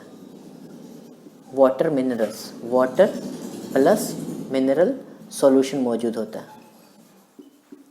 ठीक। यहाँ भी वाटर प्लस मिनरल्स सॉल्यूशन होता है, ठीक है। यहाँ भी वैसे होता है, सॉइल्स में भी वाटर प्लस मिनरल सॉल्यूशन होता है। ये तो सॉइल में भी होता है और रूट्स में भी होता है, ठीक। तो ये जो रूट्स हैं, रूट्स जो है अपने एटीपी खर्च करके, एडेनोसिन ट्राइफॉस्फेट, अपनी एनर्जी को खर्च करके यहाँ के मिनरल्स को अपनी तरफ खींचते हैं, ठीक है। यहाँ के मिनरल्स को अपनी तरफ क्या कर लेते हैं, एब्जॉर्ब करते हैं, ठीक है। तो इनके एटीपी खर्च होते हैं, एडेनोसिन ट्राइफॉस्फेट खर्च होते हैं, उसके बाद मिनरल्स यहाँ पहुँच जाता है, ठीक है। इसका मिनरल्स जो है यहाँ पहुँच जाता है। अब मिनरल्स वहाँ जाने के बाद क्या होता है कि मिनरल्स ज़्यादा हो जाता है, मिनरल्स ज़्यादा हो गया, और वाटर का कंसंट्रेशन मिनरल्स के मुकाबले में, कंपेयर में, वाटर के मुकाबले में कम हो जाता है, ठीक है। तो वाटर का कंसंट्रेशन कम हो जाता है एज़ कम्पेयर टू मिनरल्स, ठीक है। तो वाटर का कंसंट्रेशन कम हो गया और बाहर में वाटर का कंसंट्रेशन ज़्यादा है, ठीक है, क्योंकि मिनरल्स भी वहाँ से निकल गया तो वाटर ज़्यादा हो गया। तो वाटर कहाँ मूवमेंट कैसे होता है, higher concentration to lower concentration. तो इस प्रोसेस को ऑस्मोसिस भी कहते हैं, या फिर एंडोऑस्मोसिस कहते हैं, ठीक है। यहाँ वाटर का कंसंट्रेशन कम हो जाता है, यहाँ वाटर का कंसंट्रेशन ज़्यादा रहता है, सॉरी, और यहाँ वाटर का कंसंट्रेशन कम हो जाता है एज़ कम्पेयर टू मिनरल्स, ठीक है। तो यहाँ ज़्यादा होने की वजह से और यहाँ कम होने की वजह से मूवमेंट अंदर की तरफ होता है, इसे कहते हैं ऑस्मोसिस, ठीक है। अब ये जो है पहले क्या किया, पहले प्रोसेस में क्या किया, अब इसके आयंस या फिर मिनरल्स को अपने अंदर एब्जॉर्ब किया, ठीक है, एटीपी खर्च करके, अपनी एनर्जी को खर्च करके प्लांट्स। तो यहाँ जैसे मिनरल्स आ गया, ठीक, मिनरल्स ज़्यादा होने की वजह से और वाटर कम हुआ तो वाटर का कंसंट्रेशन कम हो गया, और यहाँ पर मिनरल्स या फिर आयंस निकल जाने की वजह से वाटर का कंसंट्रेशन कम हो गया, वाटर का कंसंट्रेशन ज़्यादा हो गया, सॉरी वाटर ही तो रह गया ना, तो higher concentration to wire lower concentration movement होता है, तो हाइयर वाटर ज़्यादा और यहाँ वाटर कम, यहाँ मिनरल ज़्यादा हो गया, तो higher concentration to lower concentration water का मूवमेंट होता रहता है, ठीक है। यहाँ ये रूट प्रेशर की वजह से फिर वाटर का ट्रांसपोर्टेशन होता है और मिनरल्स का ट्रांसपोर्टेशन होता है, यानी कि जो घुले डिजॉल्व मिनरल्स हैं, ये हमने यहाँ देखा था कि the water and the minerals are absorbed by the root hair, ठीक है, रूट हेयर के द्वारा एब्जॉर्ब होते हैं, ठीक है, डिजॉल्व इन वाटर, जो डिजॉल्व इन वाटर होते हैं वो मिनरल्स जो वाटर में डिजॉल्व होते हैं। ट्रांसपिरेशंस देख लिया हम लोगों ने, अभी ट्रांसपोर्टेशंस देखते हैं, ठीक है। चलिए इसको लिखें या मिटा देता हूँ मैं। चलिए फूड का ट्रांसपोर्टेशंस देख लेते हैं प्लांट के अंदर, ठीक है, इसे मिटा देता हूँ। देखिए फूड के ट्रांसपोर्टेशंस के लिए जो टिश्यू है वो क्या है, फ्लोएम, ठीक है, फ्लोएम रिस्पॉन्सिबल है फूड के ट्रांसपोर्टेशंस के लिए। अब देखिए ये जो है आपका प्लांट्स का पार्ट मान लेते हैं, ठीक, और ये वो हिस्सा है, इसके ऊपर मानते हैं कि ये ग्रीन पार्ट है कहीं पर, ठीक है, ग्रीन पार्ट है, तो यहाँ पर फूड का फूड बना ही होगा, ठीक है, फोटोसिंथेसिस हुआ होगा, फूड बना होगा, ठीक है, ये ग्रीन पार्ट है। लेकिन प्लांट्स को जो ज़रूरत है फूड की, वो नॉन ग्रीन पार्ट में ज़रूरत है। नॉन ग्रीन पार्ट जो है, मान लेते हैं नॉन ग्रीन पार्ट जो है आपका यहाँ है, इस तरफ कहीं नॉन ग्रीन पार्ट है नीचे में, ठीक है, यहाँ पर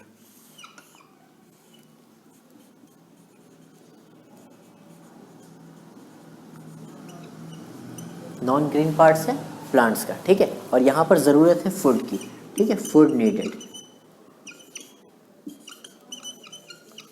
फूड की, और फूड है यहाँ ग्रीन पार्ट्स में आपका फूड बना है, ठीक, यहाँ पर फूड है ग्रीन पार्ट्स है, ये मान लेते हैं, ठीक, और ये फ्लोएम कुछ अंदर होता है ऐसा,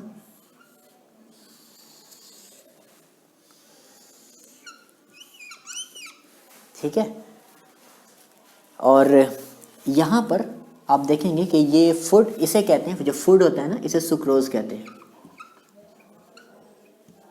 सुक्रोज, ठीक।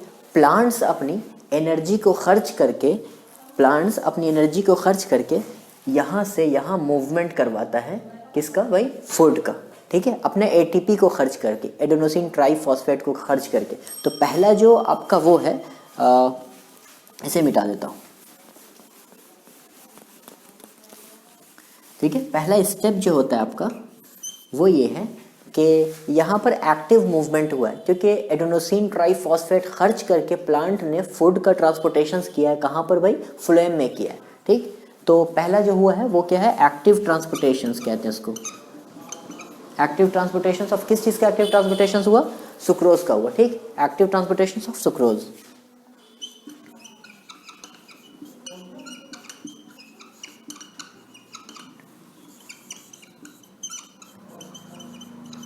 ठीक है। अब क्या हुआ, कहाँ, तो near by phloem tissue, phloem tissue में हुआ, इसके नज़दीक में जो फ्लोएम टिश्यू है वहीं तो हुआ, to nearby phloem tissue. और हमें मालूम है कि यहाँ पर वाटर भी मौजूद होगा, ठीक है, ऑब्वियसली वाटर तो मौजूद होगा ही,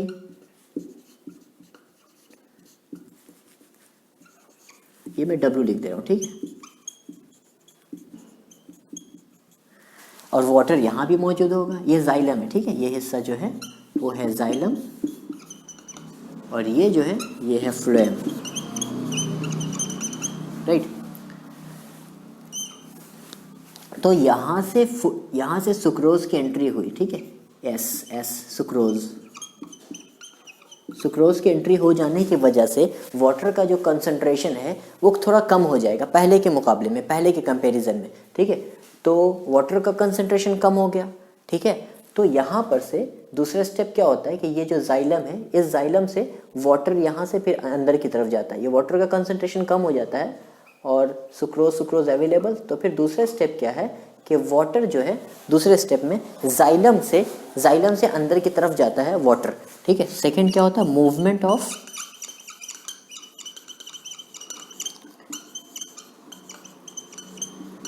मूवमेंट ऑफ वाटर कहाँ होता है, मूवमेंट ऑफ वाटर कहाँ से कहाँ हुआ है, ये वाला फ्लोएम था और सॉरी ये जाइलम है और जाइलम से फ्लोएम की तरफ हुआ, तो xylem to phloem, xylem to phloem. ठीक है, अब हम देखते हैं यहाँ पर जब मूवमेंट हो जाता है वाटर का, यहाँ पर तो एक सॉल्यूशन तैयार हो जाता है। ठीक है, वाटर और सुक्रोज का एक सॉल्यूशन तैयार हो जाता है और प्रेशर, इसका प्रेशर भी हाई रहता है, हाई प्रेशर जो है।